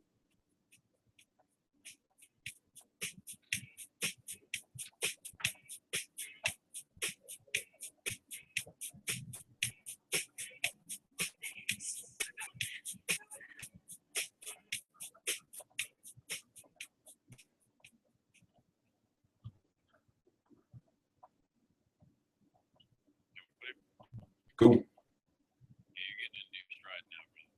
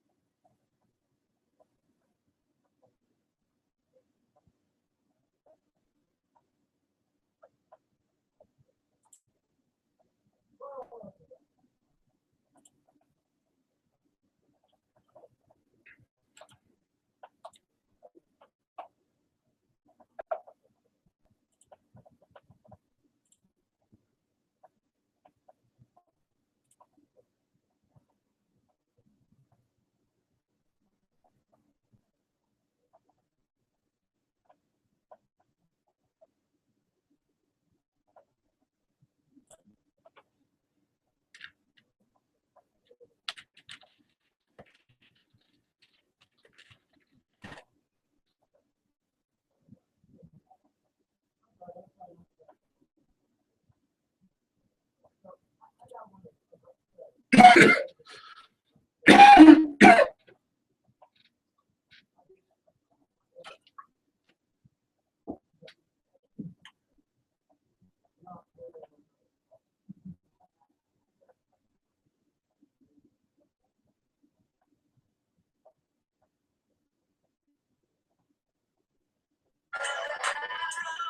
your ass blood. Cause you never step without the shot. Ride with your fuck. Sideways in the glass smut. Up into your ass blood. Cause you never step without the shot. Ride with your fuck. Sideways in the glass smut. Up into your ass blood. Cause you never step without the shot. Ride with your fuck. Sideways in the glass smut. Up into your ass blood. Cause you never step without the shot.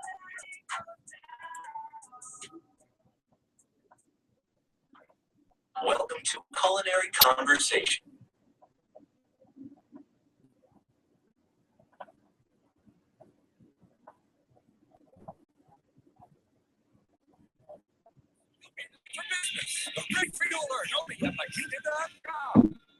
The official and only weed talk radio station. This is KHIG 1580 AM, Mountain, Colorado Springs, Colorado.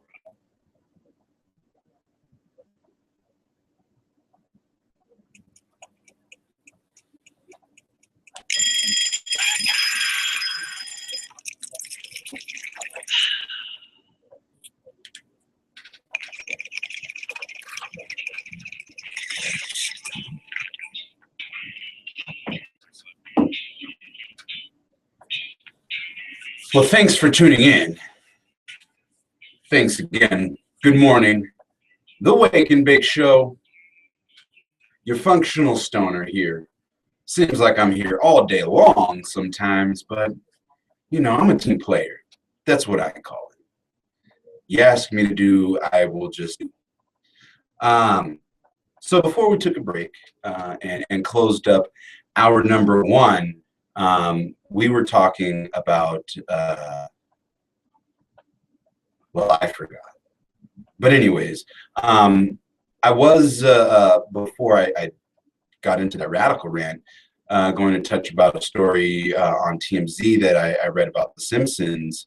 I did get a chance to touch into it, and it's kind of sad news, at least for Simpson fans out there. And this news just broke last night on the West Coast, just about 10:30 last night. And TMZ reports that every Simpsons fan's worst nightmare just came true. No, they're not canceling the show, at least not yet. But Harry Shearer, I don't know if I'm saying that right, but one of the key voices on the show is leaving after contract talks broke down. Now, I know there's a lot of people that do really well at like character voices and have been practicing, especially Simpsons. It's been around for a really long time. So there's people that are like my age that have been practicing Homer, Bart, Ned Flanders, and you know, all that stuff pretty much damn near their whole entire life, and have it down. So I mean, him leaving, I don't know if would they be able to replace him with just one person, because if you know Ed Shearer, or if you followed him on his Simpsons career, you'll know that he's just not one person. According to Shearer, the co-creator and executive producer, James L. Brooks, Brooks's attorney broke the news that Harry would not be a part of the show going forward, and TMZ broke the story. Shearer was the last cast member left to sign the contract. It was a 2-year extension for Fox that they recently announced, and their sources said that the 71-year-old actor had issues with the back end and the merchandising part of the contract and refused to sign. Yeah, he refused to sign, and those that drafted the contract refused to budge on his end. I wonder how big or how small of a move one end needed to make just to make it happen. Because if you, we'll get into it. On Twitter Wednesday night, Scherer said that the breakdown was because he wanted, quote, freedom to do other work. And it's a major blow for the longest running show on TV. Yes, it has that crown. The longest running show on TV. It's been around for a very long time, as long as I can remember. I don't think it's 30 years yet, but for as long as I can remember, The Simpsons have been on TV. All throughout my childhood, I was not allowed to watch The Simpsons. So I'm not so much entertained by it now because I've missed a whole lifetime of things that went down in Springfield. But Scherer voiced neighbor Ned Flanders. But like I said, he's not only one person. He's not just one. He also did Principal Skinner, Mr. Burns, Smithers, and Kent Brockman. I believe Kent Brockman was the news reporter. Again, I didn't follow the show too much, so correct me if I'm wrong. But just out of those 1, 2, 3, 4, 5 characters, I know that they're a huge part of that show. He's played a ton of minor characters.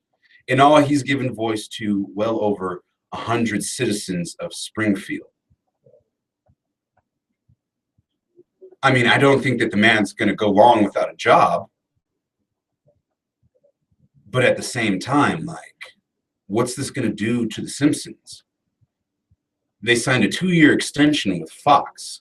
So are you going to go 2 years without Ned Flanders, Principal Skinner, Mr. Burns, Smithers, Kent Brockman?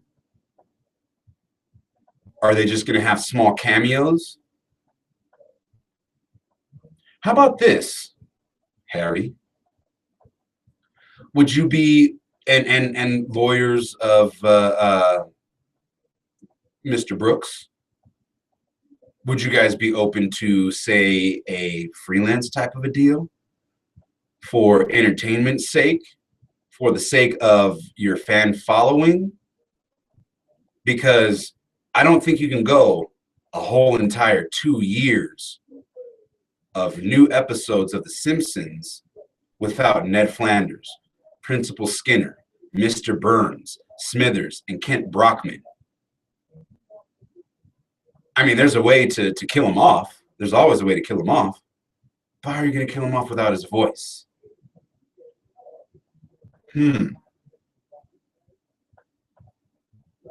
But freelance, you know, if there's going to be an episode where Mr. Burns is in there, or an episode where Kent Brockman is doing a news report on Springfield. Any one of those, you know, or when they just need a voice, just a random voice. I don't know. I don't see good things coming from it. They're going to have their work cut out for them. In other celebrity news, Suge Knight can't stay out of the news, but this time it's because he refuses to get the fragments from the Tupac shooting removed from his head. Suge Knight's given doctors a piece of his mind, refusing to have bullet fragments removed that have been lodged in his head for the past 19 years. A bullet intended for Tupac Shakur, apparently. And rewind to 1996, Knight infamously drove the car that was carrying Tupac the night that the rap legend's drive-by murder off the Las Vegas Strip. So one of the bullets missed Tupac and grazed Suge's head, and a fragment lodged in his skull and was never removed. Here's the problem. Suge's in bad shape, and as he lingers in a jail cell, and doctors want him to perform an MRI so that they can figure out why he keeps on passing out. But the bullet fragment causes interference with the machine, so doctors want to remove it. Suge's attorney, Matthew Fletcher, tells us that Knight thinks he'll die if the doctors start screwing with his head and try to remove the fragment, and especially given his fragile state. Aside from medical concerns, you got to admit, according to TMZ, how cool is it to have a Tupac bullet in your head? I don't know if it's cool, but interesting, I would say. I don't know. Just let the guy keep on passing out. I don't see anything good that ever revolves around Suge Knight or anything that he does, other than the birth of some really good rap music. Daz and Corrupt, Tupac, of course. Dr. Dre was a part of Death Row Records for a little bit. Snoop Dogg was a part of Death Row Records. That, as a matter of fact, that was, to me, his heyday. That's my favorite Snoop Dogg music, off the Dog Pound, Dog Food. So there you have that. Let's see what else is going on here. Kind of lost my place. Oh yeah, no, we talked about Massachusetts, didn't we? Well, I also came across this little website called Smoking in Style, or Smoking with Style. And they have these things called smoking or weed smoking rules. Learn when and how to smoke weed. Now, I know when and how to smoke weed. I'd smoke weed right now if I could. I got this doobie rolled up, but we're not allowed to smoke in the studio. One of these days I'll come in here with a vaporizer and just keep it toked up. But yeah, learn how to smoke. Learn when and how to smoke weed. Because there's people listening that are curious. There's people that are here in the radio station that might be a little bit curious. Pizza Guy might be one of them. I'd ask him to come on in here, but he's a little bit busy doing his radio show over there on Tailgate. Shout out to Tailgate. But let's go through it. And if you don't necessarily consider yourself a pothead or have never formally gone through any kind of smoking etiquette or rules, go ahead and listen up. And if you have any questions about it, feel free to give me a call, 719-591-KUSH. I'm actually going to post this link right here on the Facebook page. That way, if you want to take a look at these rules or save them for another day, when maybe you have a novice in your midst. Here we go. These are the weed smoking rules. Just say no. Well, kind of the opposite. Just say yes. Don't be afraid to take a hit. And at the same token, don't be afraid to turn down a hit. Okay? Just say no if you can't handle it. If your friends pressure you to smoke, they haven't read this. They haven't read any books about this. And therefore, less informed than you are. If you don't wish to get high, don't smoke weed. Point, dot, period. Just say no. It's not for everybody. Not everybody wants to take it or smoke it. So here's rule number one. As a pothead, peer pressure is not something that we condone. Go ahead and offer it. If they seem to be on the fence, say, hey, well, let me educate you a little bit. Now, if somebody says, no, I have no desire. Okay, more for me. That's how I look at it. Or even if the question is, or the answer is just no. All right, cool. You don't need to sit there. Come on, dude. You don't need to be smoky from Friday. It's Friday. You ain't got no job. You ain't got bleep to do. We gonna get high. No, it don't need to be that. That might be how you get fired on your day off. So yeah, if you don't smoke weed or you have no desire, we're not going to pressure you into it. If you're on the fence, we might educate you. You know, maybe you've smoked weed before and, you know, this is a super stink strain and, you know, you're just worried that you might get a little bit too high. Well, we can educate you. You can just ride that high, get the munchies and fall asleep. Or you ride that high, you get the munchies and it becomes a buzzkill. Like me, the munchies kill my buzz. So I munch out before I smoke my weed. Here's some head shop etiquette. Before entering a head shop or a smoke shop, for the first time, there are some things you should know. And if you're in a state that marijuana is not legal recreationally and it's only legal medically or it's completely outlawed, the apparatus that you see on the shelf that you know to be a bong is not a bong. Do not use the word bong in a head shop, in a smoke shop.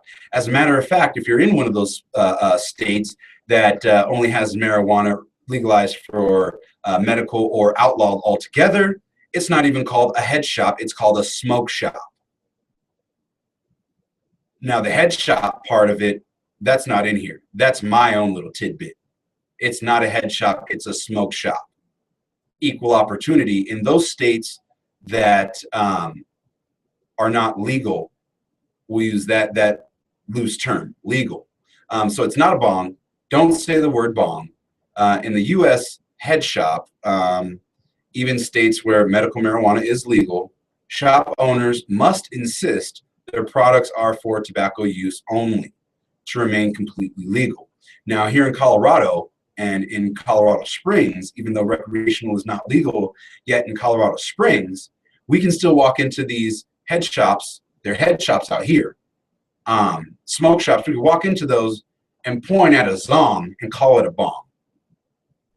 You can point at that 6-foot roar with 4 percolators, glass on glass. You can call that a bong. If you go to California, as laid back and as accessible as weed is in California, it's legal there for medical use right now. If you walk into a smoke shop, California, they're called smoke shops, not head shops. If you walk into a smoke shop and you point at a roar and you call it a bong, don't be surprised if the owner or the employee of that shop asks you to leave. A smart shop owner, especially if this is your first time in there, is just going to simply correct you and say, hey, brother, or hey, sister, or hey, bud, dude, boss. They use all kinds of terms out there. Hey, man, it's not a bong. It's a water pipe. All of our products in here for tobacco use only. So that leads me to my next bullet point on this matter. If you are in one of these states, such as California, no weed. Do not talk about weed in the smoke shop. Definitely don't bring weed into the smoke shop. If you go to San Diego, California, if you go to Venice Beach, California, and you walk into one of those smoke shops where they have all these, I'm going to call them water pipes, since I'm addressing California, big ups to the West Coast. If you walk into a smoke shop there in Venice Beach, there's about 100 of them along the boardwalk there. if you pull a bag of weed out of your pocket, you're going to be asked to leave. Even if it's in your medical container, you're going to be asked to leave. And that's in Venice Beach. I smoke weed on the boardwalk in Venice Beach. Not supposed to, but I do. Does anybody really care? Not so much. I've even walked past the cops on the horses chiefing on a doobie. Not so much as bat an eyelash. But still, if you walk into one of those smoke shops and pull out a bag of weed, you're liable to be asked to leave that establishment. Residue. Don't bring dirty, used glass into a smoke shop. Clean your glass before you bring it in, and clean it thoroughly. Don't just use alcohol. Purchase one of those cleaning products like Agent Orange or something like that, and really clean it thoroughly. It'll give it a little bit of cover up on the smell, any kind of residual smells that are left over. We're going to take a break here in a minute, and when we get back, we're going to go through some more of these weed smoking rules courtesy of SmokingWithStyle.com. This is K-High 1580.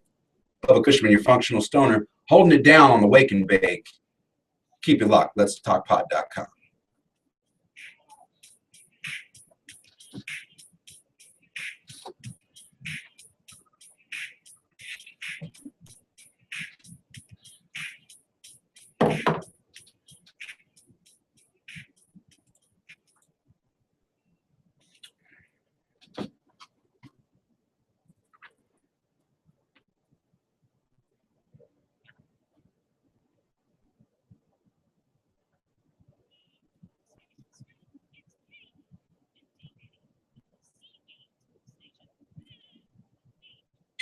Today we're talking lunch. California Pizza Kitchen's culinary innovator Brian Sullivan. Our farmers market soup is a medley of fresh seasonal vegetables served piping hot. It's one of our lunch duos, like the super spinach and quinoa salad, freshly tossed with green apples, cranberries, and spiced pecans, all mixed in our house-made champagne vinaigrette. CBK's new lunch duos, starting at $8.95.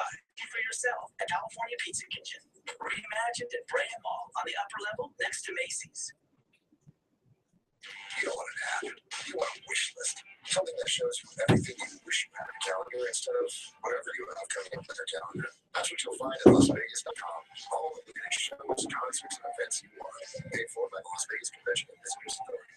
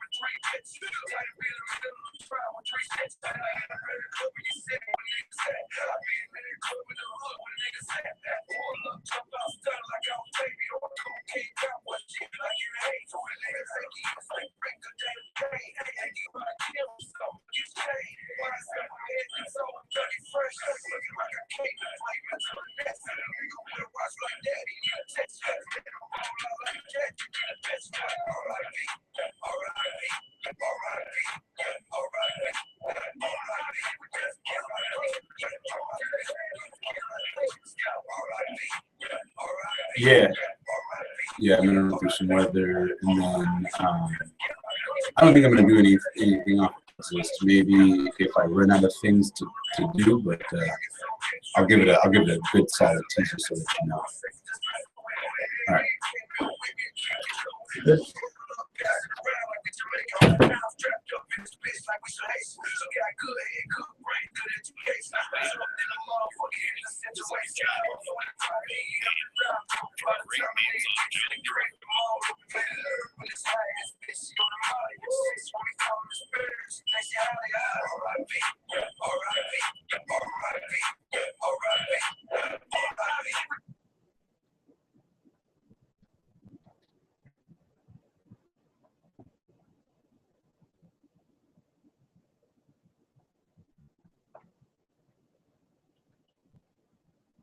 Welcome back. It's the Wake and Bake Show right here on K-High 1580. Bubba Cushman, your functional stoner in the building, holding it down for the Wake and Bake. Got some weather for you here, Colorado. Colorado Springs. I just got to keep it local here as far as the weather goes. This morning we're looking at cloudy conditions, but should burn off a little bit today and be a little bit less cloudy since we're looking at a high of 70 today. It's currently 50 degrees. Slight chance of rain this evening. Going to be pretty humid out there, 77% humidity. So make sure you got your deodorant on. You got a hanky because you might start sweating. But we definitely need some antiperspirant some of us today. I'm not trying to smell what you got underneath there. Looking at traffic, just building volume around the town, as it is pretty much rush hour right now. Your travel traffic right now, as far as the map looks, I got nothing but green in front of me, so it doesn't look like there's any delays. Looking at the alerts here, doesn't look like there's anything to report. But again, if you're seeing something that I'm not seeing, please give me a call. Let me know so that I can inform my people as well. 719-591-KUSH. That's 719-591-5874. Excuse me.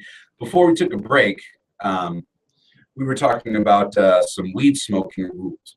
Rule number 1, just say no. If you don't smoke or you don't want to smoke, just say no. A true pothead's not going to pressure you into it. He or she's just going to say, fine, suit yourself, that's more for me. Or if you're in a group, that's just, one less pair of lungs on the doobie, therefore lasting just a little bit longer, maybe one more rotation. Right now, we're in the middle of some head shop etiquette. If you're in a state that does not condone smoking weed for recreational use, or if it's outlawed altogether, then these shop etiquette rules would apply to you.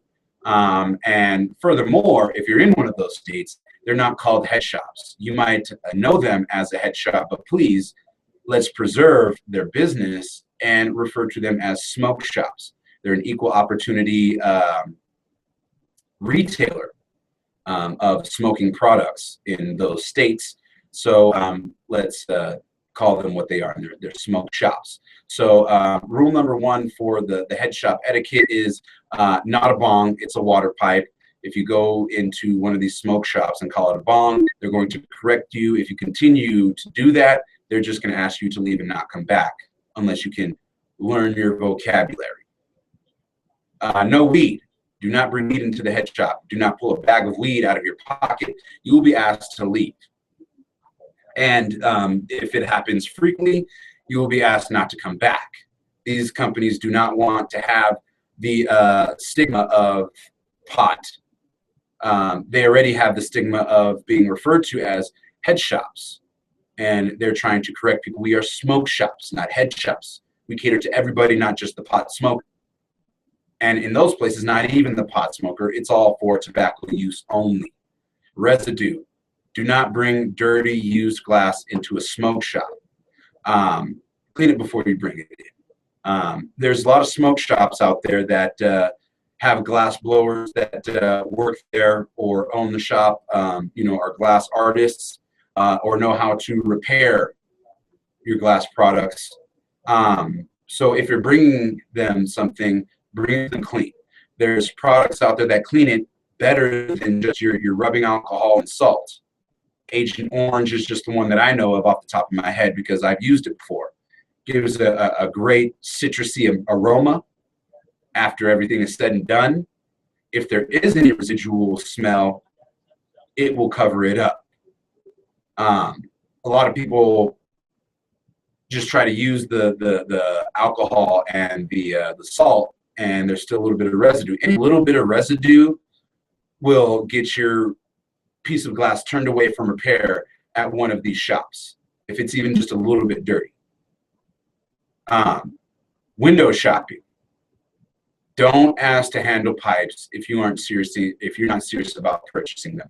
Glass is fragile, and shop owners don't like it when their products break. A lot of shops have a rule: you break, you buy. They're not asking you how much money you have in your pockets when you walk into that door. So if you break something, depending on how expensive it is, you might not have the capital to cover it. How are they going to recoup that cost? So please, if you're window shopping, don't ask to touch the glass. Do just that, window shop. Now, if you got your pocket full of cash, or you got a credit card with some funds on it, and you plan on making a purchase, then yes, take a look at the selection. Because with glass products, you want to inspect them.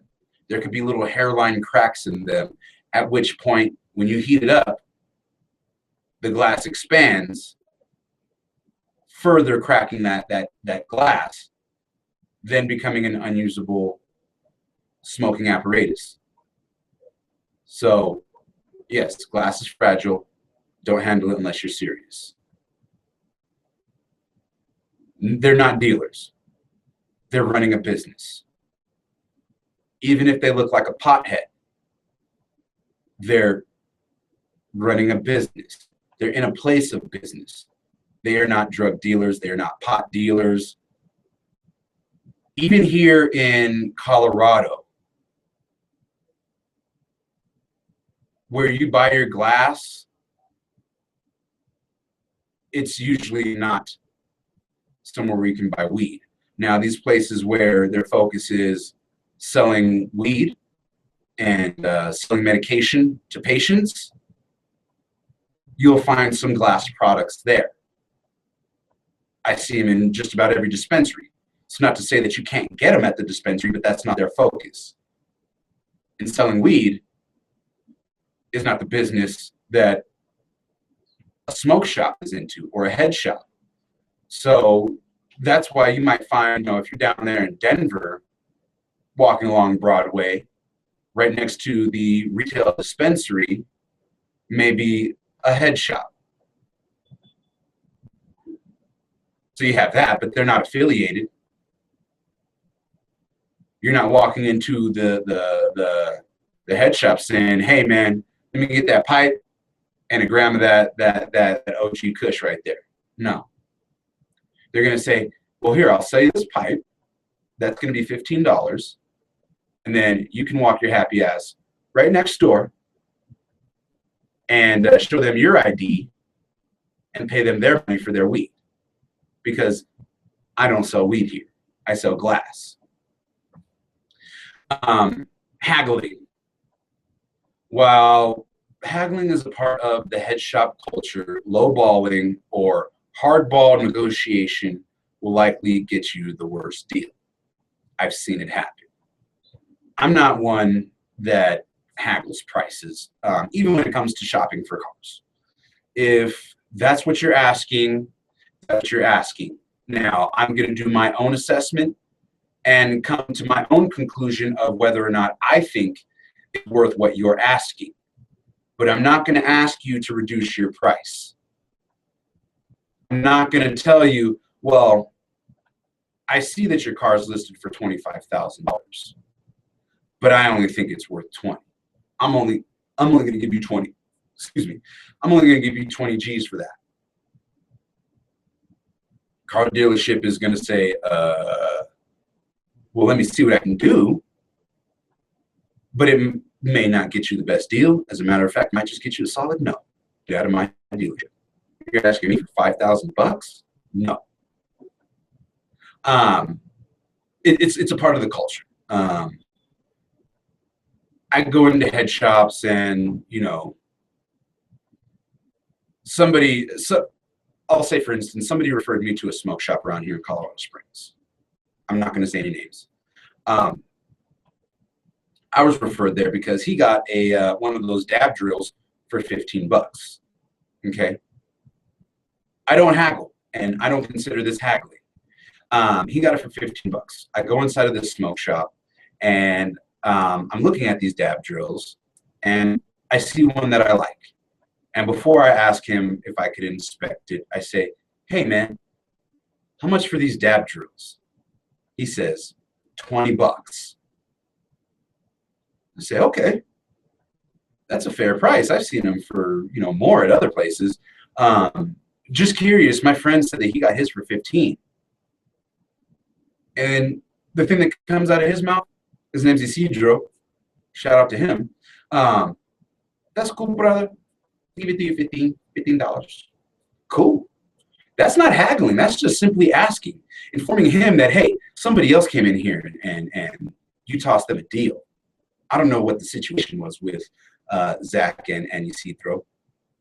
If it were a haggle situation, or if you like, normally I sell them for $15, but the day I sell it for, or usually I sell it for $20, today I sell it for 15. That happens all the time, and 9 times out of 10, when I walk into a smoke shop, that's how it goes. It's kind of a, for lack of a better term, a ploy that these head shops do. Up the glass about $5, so that when you say, hey, how much is that? Oh, well, normally it's $25, but I'll hook you up today. I'll give it to you for 20. Let you walk out of that shop feeling like you got the deal of a lifetime. One of the oldest tricks in the book. Anyways, moving along. Picture ID, got to have one of those. 18 and older is what you need to be if you're walking into a smoke shop in most places. Some places 21 and over, but many shops will ask you for your ID upon entry or upon checkout, just because there's things in there that minors shouldn't have access to, shouldn't be seeing. So there you have it. That's it for the shop etiquette. I know that was kind of long, but it was necessary, because there's a lot of people, a lot of stoners out there too, that don't know the head shop etiquette. A lot of stoners that live in places where you don't have the luxury of recreational pot. A lot of places where you don't even have the luxury of medical pot. So take notes. Click on the Facebook page. Let'sTalkPot.com. That's how you can stream us live. If you have a question about these rules, give me a call, 719-591-5874. Don't overdo it. That's another rule. Don't smoke more weed than necessary. Depending on the quality of the weed, you can only achieve a certain level of high, no matter how much you smoke. Sometimes smoking more only makes you burn out, come down more severely in the end. Also, you can always smoke more, but you can't smoke less. So take it easy. Don't make the mistake of getting too stoned and then wishing you could be sober again. Only the passage of time can bring you down from your high. Don't make the mistake of getting too stoned and then wishing you could be sober again. I think that will go towards edibles. Don't smoke more than necessary, yeah. But if you're like me, I'm a connoisseur. I smoke all day, every day. No, I don't get any higher after a certain point. And no, I don't get burnt out. There's no way. Do I sound like a burnout? I've been high since I got here. Either way, you become a burnout. No, with edibles, you can definitely overdo it. Sometimes can be a difficult high to ride. If you remember back when there was a 911 call from a police officer that thought that he was dead. One of the silliest things I've ever heard associated with marijuana. An undercover cop calls 911 because he thought that he was dying after eating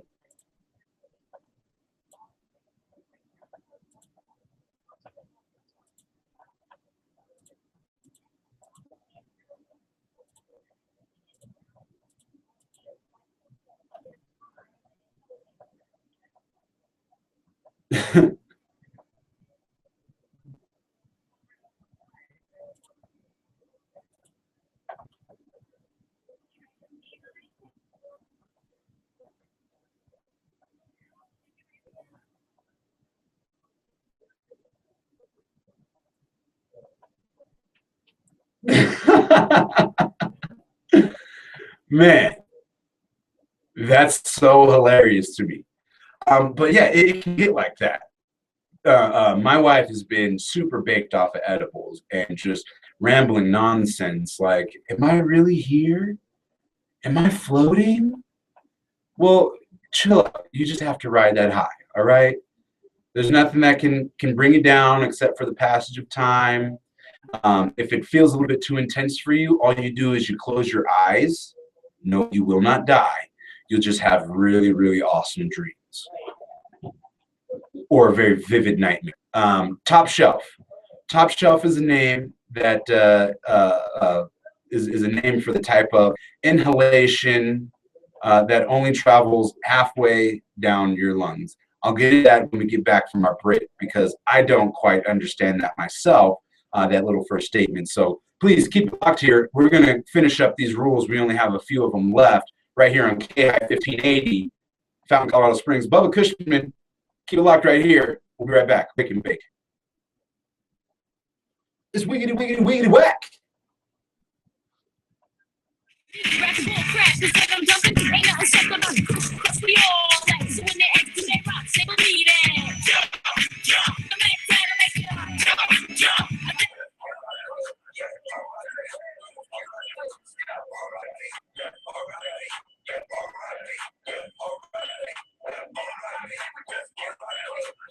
Thanks for playing that, man. That was perfect.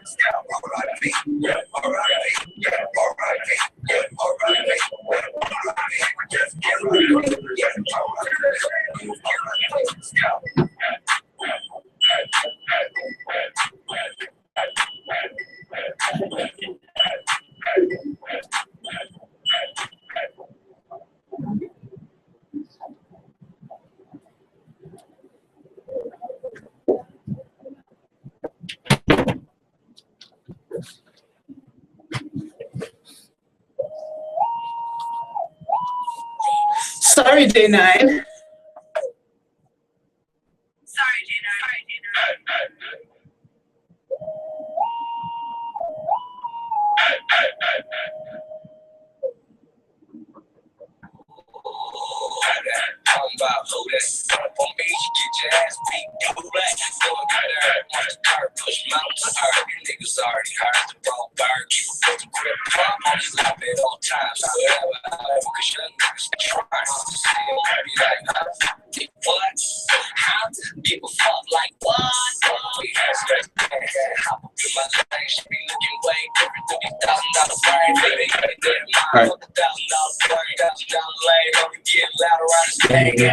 What? What?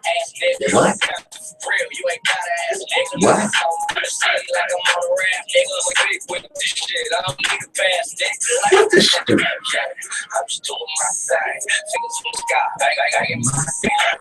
Ooh, don't fall back.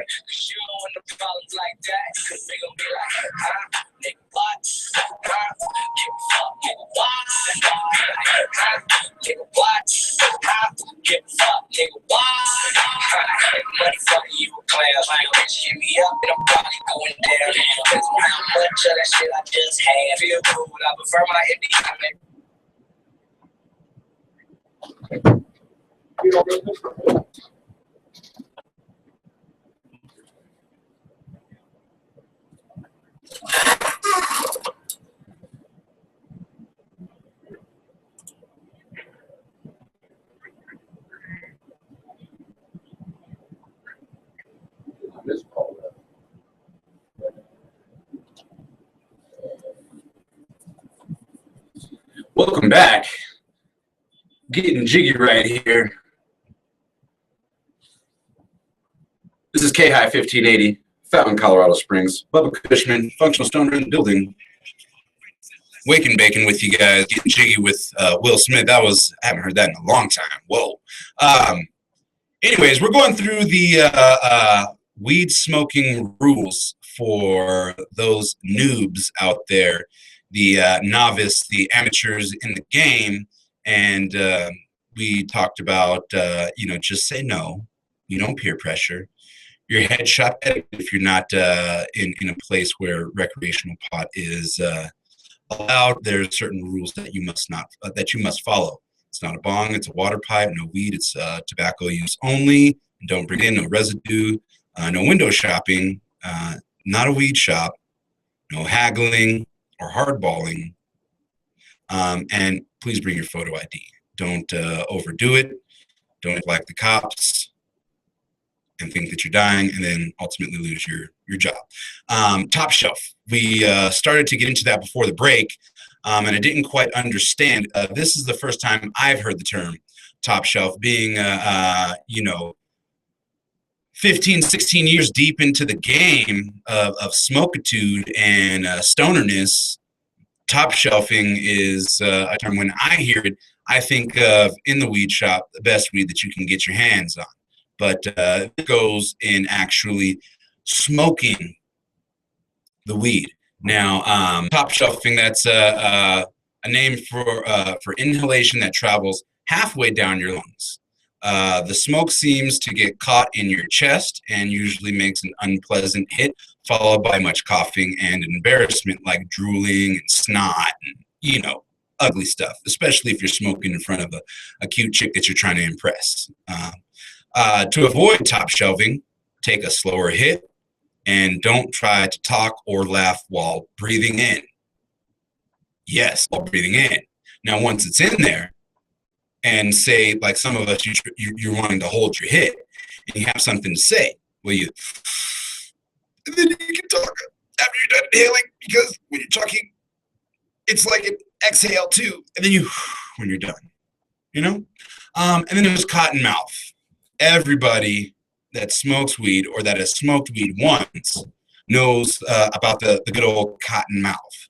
And even right here on smokingwithstyle.com, they say anyone who has ever smoked bud knows that cotton mouth, aka dry mouth, sucks.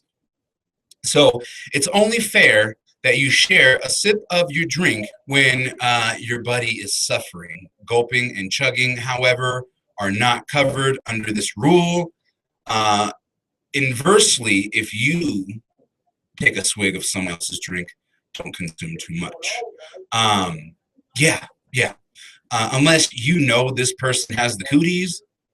I mean, if you knew they had the cooties, you probably wouldn't be sharing a doobie or a smoke with them. Although Cat Williams likes to say, the weed will kill it. Was that Cat Williams? Maybe. But anyways, there's that term, the weed will kill it. I wouldn't say so, but if somebody's got the cooties, I wouldn't offer them my drink. But if you got a friend that you're smoking with, and they're like, man, I got some cotton mouth, or the choke just doesn't stop, and it sounds like a dry cough, offer them a sip of your water, or if you got a Gator juice, Power Juice, some electrolyte infused drink, hand it over. Gulping, chugging, however, not condoned, unless otherwise specified by said buddy that offered the drink. Hey man, take as much as you need. Oh, I've had enough. You can kill it. That's a term that I like to use. Or if you don't know how to do a waterfall, and I don't like it when people backwash my drinks. If you don't know how to do a waterfall, I'll tell you, you can keep it. I'll take my last swig and you can have the rest. Acting high. Oh my gosh. I can't stand fakers. So never attract attention to yourself by pretending to be more stoned than you truly are. First off, all you novice out there, you won't be fooling anybody. Secondly, they won't invite you over again. No way. And finally, people will talk about you behind your back, enjoy your high, and don't flaunt it. You don't need to sit there and be, Oh man, I'm so baked right now. Oh man, I don't think I could take another hit. Oh, jeepers. Yeah, no. Oh, I'm so high, I'm running into things. Oh, no, no. We can tell. Real recognize real. I'll leave it at that. Mooching. We don't like mooching. Mooching, are you continually smoking on other people's weed? If your answer is yes, you might be a moocher. A moocher is someone who never supplies the pot, but always there to smoke yours after a score. Once you've been labeled a moocher, it's hard to break free of the stereotype. But by simply supplying weed on occasion, you can avoid the issue completely. On the other hand, other side of the coin, they'll call it, you must not let others mooch off of you. When other people are cutting into your stash all the time, it becomes a burden to smoke at all. Every time you want to get high, there are people expecting you to supply them as well. Generous with your weed, but remember, it's yours. It's your weed, and you have the right to tell others no, or we'll session at another time. Yeah, dude, sharing is king. I'm with that. So don't be a moocher. I usually have weed on me. I'm always down to offer it up. Sometimes I don't have weed, and I'll come to a session empty-handed. I get invited, or somebody passes me the duty. I don't invite myself. I don't call people and say, hey, bro, do you mind smoking me out? I don't have any weed. Never that. I've come into the radio station before upset, not because I didn't have any weed, but still upset because I didn't have any way to calm myself down.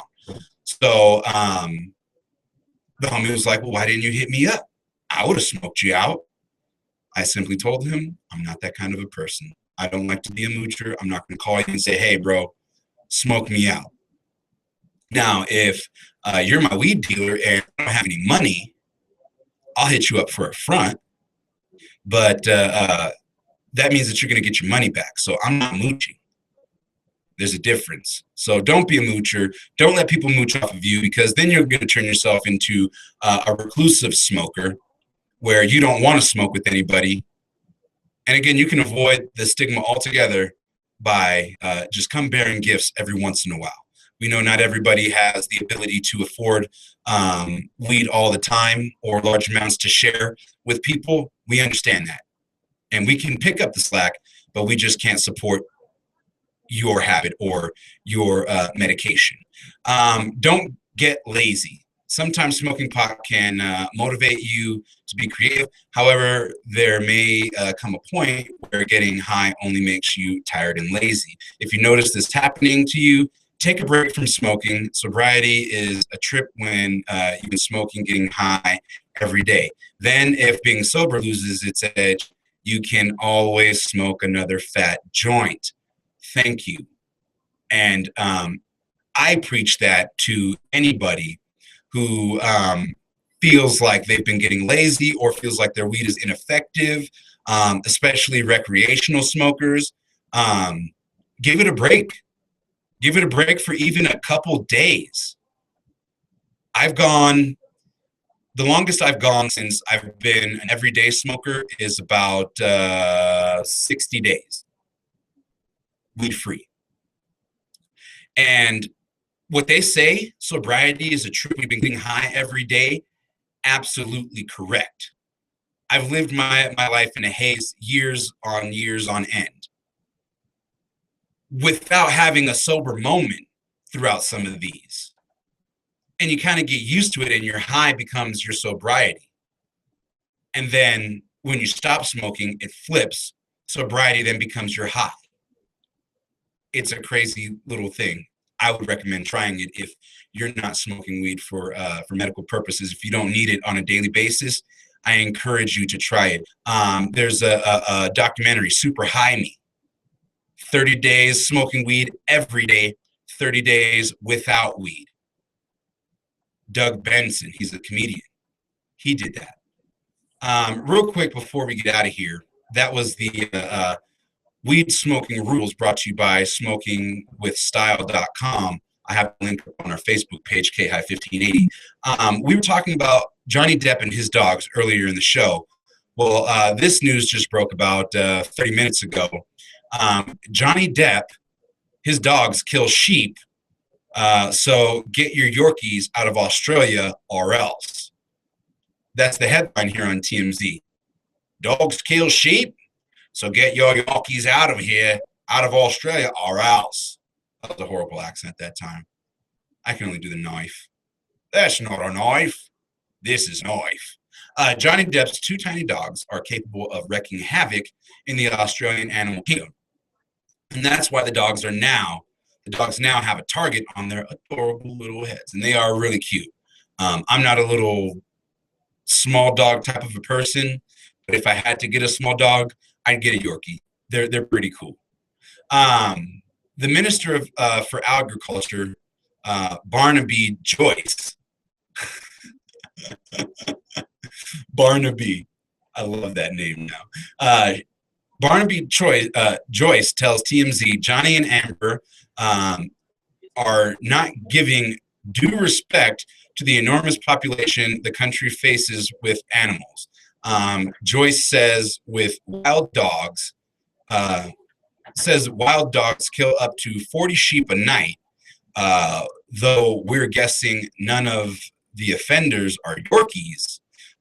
But size doesn't matter because Joyce added they have a real interest in making sure dogs that come into the country are free of disease so Australians can walk their pooches with confidence. So as we reported, Johnny apparently smuggled glue and pistol into the country without any permission. So get them out by Saturday or they'll be destroyed. This is the Wake and Bake Show. Thanks for tuning in. We'll see you guys tomorrow. Thanks for tuning in. Wake and Bake. K-Hi. Peace.